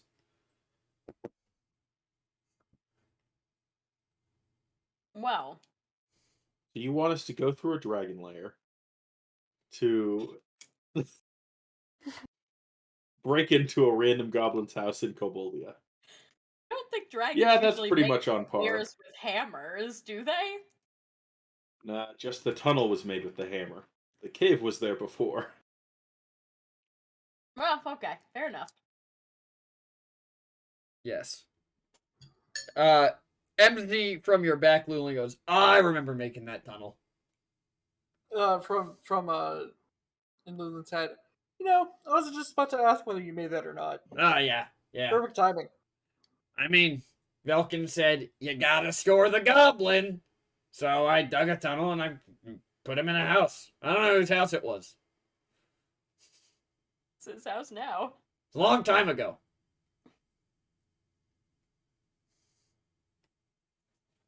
We'll figure that out whenever we get to it. Good plan, boss man. You're always the smart one. And then you just hear as he starts sleeping again. I assume that was all too far away for me. That was all in Lulin's head. Yeah. Okay. And the noggin. In the noggin. In ye noggin. In ye noggin. Well, I suppose we'd better prep ourselves for travel again. Yeah, will you point out your cave on the map here, guys? As Elliot pulls out his little map.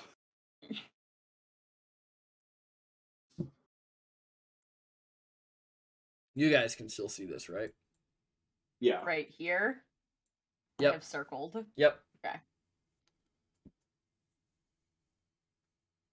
So we're gonna have to go up into the mountains a little bit to find this place.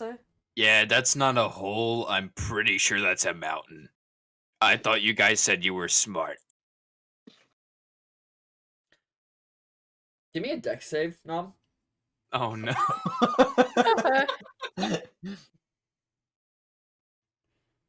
A 20. You see the pile start to rumble, and you dive out of the way as just a barrage of almonds flies out of this pile towards you.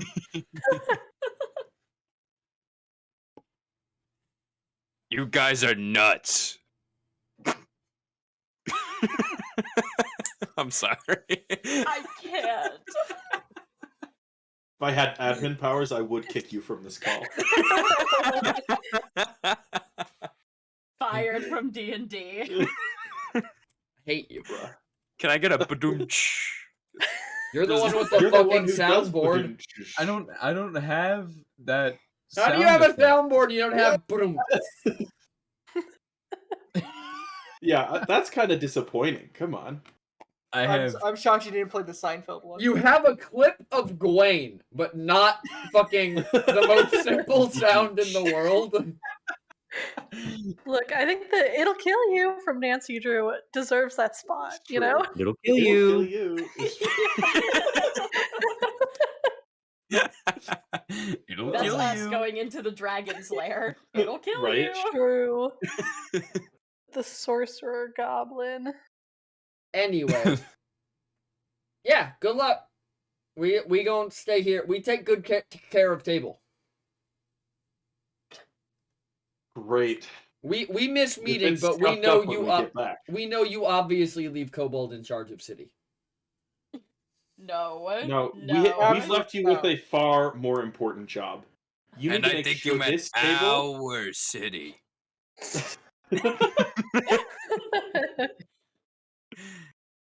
We need do what? Elfman? You need to make sure this table stays right here. Okay. Kobold use lethal force defend Table. God. Wow. I don't- Maybe Yeah, not this could lethal possibly force. end poorly. As Elliot No. walks away. Oh my god. Okay, let's say not lethal. Yeah, non-lethal force. How about? Yeah. Okay. Here, have a couple of tasers. Kobold use almost lethal force defend Table. Well, okay, only if they're trying to actually hurt it. Okay. Okay. Kobold talk to Table. Kobold do what Table want. Kobold make Table Oh, feel that safe. sounds good. Okay. Yeah, talk to the table nicely. Kobold I think whispers it sweet likes that. nothing in Table ear. Elliot's gonna you- put his you hand on the just hear- table and just think, be safe. As you put your hand on the table, Elliot, give me a dex check. Oh, can't wait.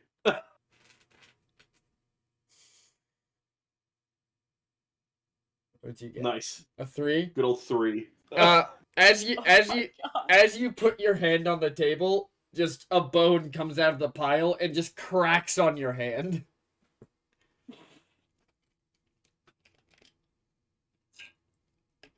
I mean, you don't Ow. actually take any damage from it. It doesn't actually Yeah. hurt because, you know, you're a fucking werewolf.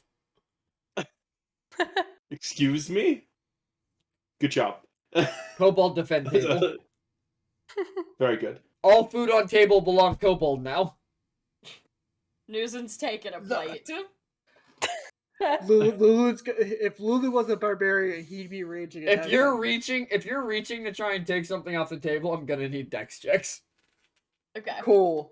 Lulu's going into the pile of food with a fist hammering down. 8.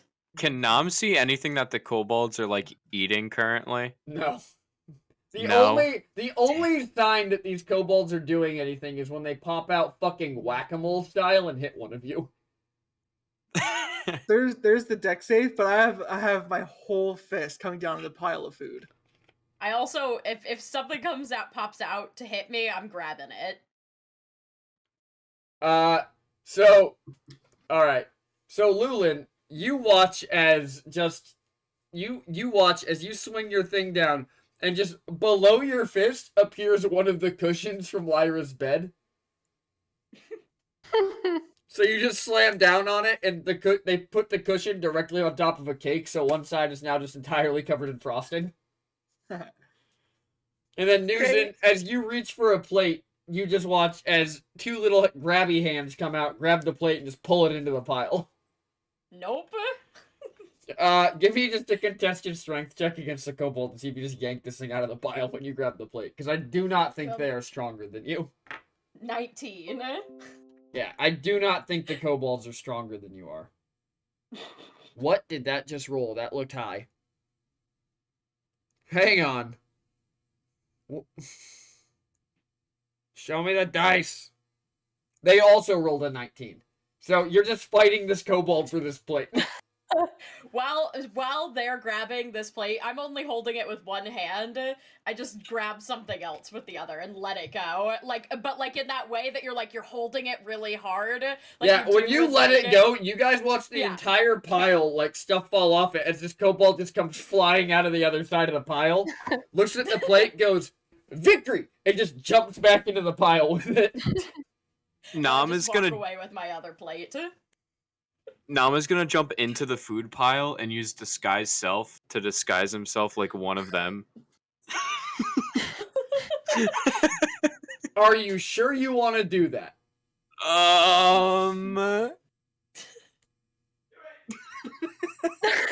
It would be kind of funny. Distant yells of "do it." Yes. Yes. Okay.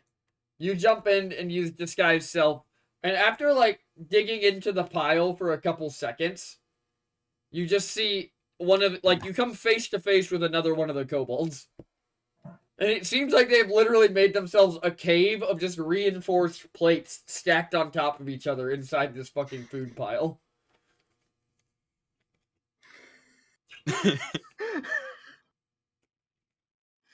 Lulin's gonna cast Earth Tremor. As you're in this pile, one of them looks at you and just goes, "Took, you get the star fruit that you went for?" Yeah. Give. Okay. Nam's gonna reach into his hole really subtly and try and pull out a star fruit. Roll me sleight of hand. Oh shit. 15. You reach into this bag and the kobold looks at you, looks down at its own waist where the bag is, and then looks back up at you and goes, "You not Took." And right at that point, Lulin casts Earth Tremor, and as all the food falls off this table, you guys just as the Earth Tremor starts, you guys just hear Nom screaming from inside the pile. And Guys, get food now and then get out of here. And as the food falls off the table, where when it hits the floor, it just immediately dissipates. You guys see Nob holding onto his bag, with the three kobolds holding onto it on the other end, just trying to pull it back and forth, playing tug of war, trying to get this bag away from Nob because he pretended to be one of them.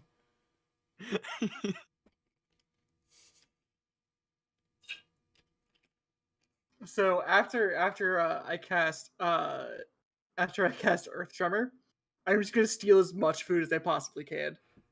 The party just stealing food, the kobolds that they tasked with defending the food, fighting furiously to keep it. No, we tasked them with defending the table, not the food. They think the food is a part of the table. Yeah, They're not that smart. Really a metaphysical question. Yeah. True. Nom, one of them lays their hand on your shoulder and casts Reduce on you. Wait, as he's doing that, can Nam go like, wait, I have a plan. The kobold's hand Elliot's stops. gonna. I know how to get them to stop stealing our food. Wait, no! You look like Duke! You actually try to replace Kobold now! And he just lays his hand on your shoulder and casts Reduce on you. You said... Elliot's gonna see them trying to cast Reduce, and he's just gonna cast Enlarge on Nom. It's like a You guys counter watch as spell. Nom shrinks and then immediately grows again. Nom, this does not feel comfortable. Again. I recall you guys saying that it was the kobold's food, and I am a kobold. We need to take Kobold Law from you sooner rather than later. And then they just let go of the bag, and they just go... You just watch as they look at you all, and then one of them raises up their finger, and they just throw the coat around themselves and disappear. Victory!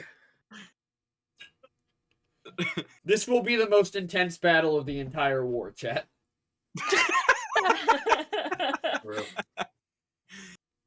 You thought the battle against Derek was cool? Nah. The Battle of Baked Beans. Alrighty. We're at about 2:42, so you guys just want to wrap up here and we'll have you guys start moving next episode? Yeah. Yeah. I think, No like, resolved tension between Noozin and Elliot ever. Ever. I Never. will not allow it. Never. They're just gonna fight forever. Although, honestly, stellar roleplay from all parties today. Good job, guys. Yeah. Yeah. I think it'd be good to leave off everyone going to bed. So, like, we pick it up in the morning, we're getting ready to head out. Yep, No? you guys take all your food and return to your rooms. Nom, you find the note under your own door. Oh yeah, I forgot my face was leaking earlier. Before leaving the table, Lulu's gonna change it to just have to think like a reading session, so all the food will disappear. And when the kobolds come back, there won't be food. Oh no. Oh no! Lulu's the actual evil one. Honestly. You have a whole evil party and none of them would do that. Yeah, they just poison the food and let the kobolds keep eating it. No, I like to see things suffer. Take the food away. Take the food away, give books. Technically, if they read books, they'll have lots of memories to sell. True. If they remember how to read. No, that is in fact a problem. Reads. What is the role for just everyone in Discord? Anybody know? Top of their head? Am I just dumb? At everyone? At everyone. Yeah, that's what I'm thinking. There it is. Alrighty. So thank you all for watching. I hope everybody had a good time. Wait, you didn't know how to add everyone? No, I know how to add everyone, but I forgot that the role was already in, so I was trying to add a role that was already added to a channel. Oh, okay. Alright, so, everyone, first thing I want to talk about is if you guys all look at the... If you guys all look in the Discord, if you're in the Discord, if you're not in the Discord, you should absolutely... Oh. Sync permissions. I gotta sync all the permissions now, so it'll take a second. But everybody should be able to see new channels under a category called Hedge Knights. And what that is if you want to be one of the people who has joined the army, that is going to be, go ahead and take a look at Hedge Knight announcements, and that is going to be how you are able to join the army. And every week you will be able to roll for the tasks to see how well the battalions accomplish their tasks. And there's also some text RP stuff that you can do in there. Oh, that's cool. That's cool. So Yeah. how well the tasks of the battalions are accomplished is entirely reliant on you, chat. Oh my Which- god. Please do good. So, yep, just read the Hedge Knight announcements, drop your little introduction in the letters of response, and then I will reach out to you with a message and assign you to a battalion. But, everybody, thank you for watching. Thank you to our players. We have Elliot, Burning Oak, played by... It's me, played by not a potato, Isaac. We have Lyra Dream Shadow, played by... Rosie, one Rosie CS on Twitch and elsewhere.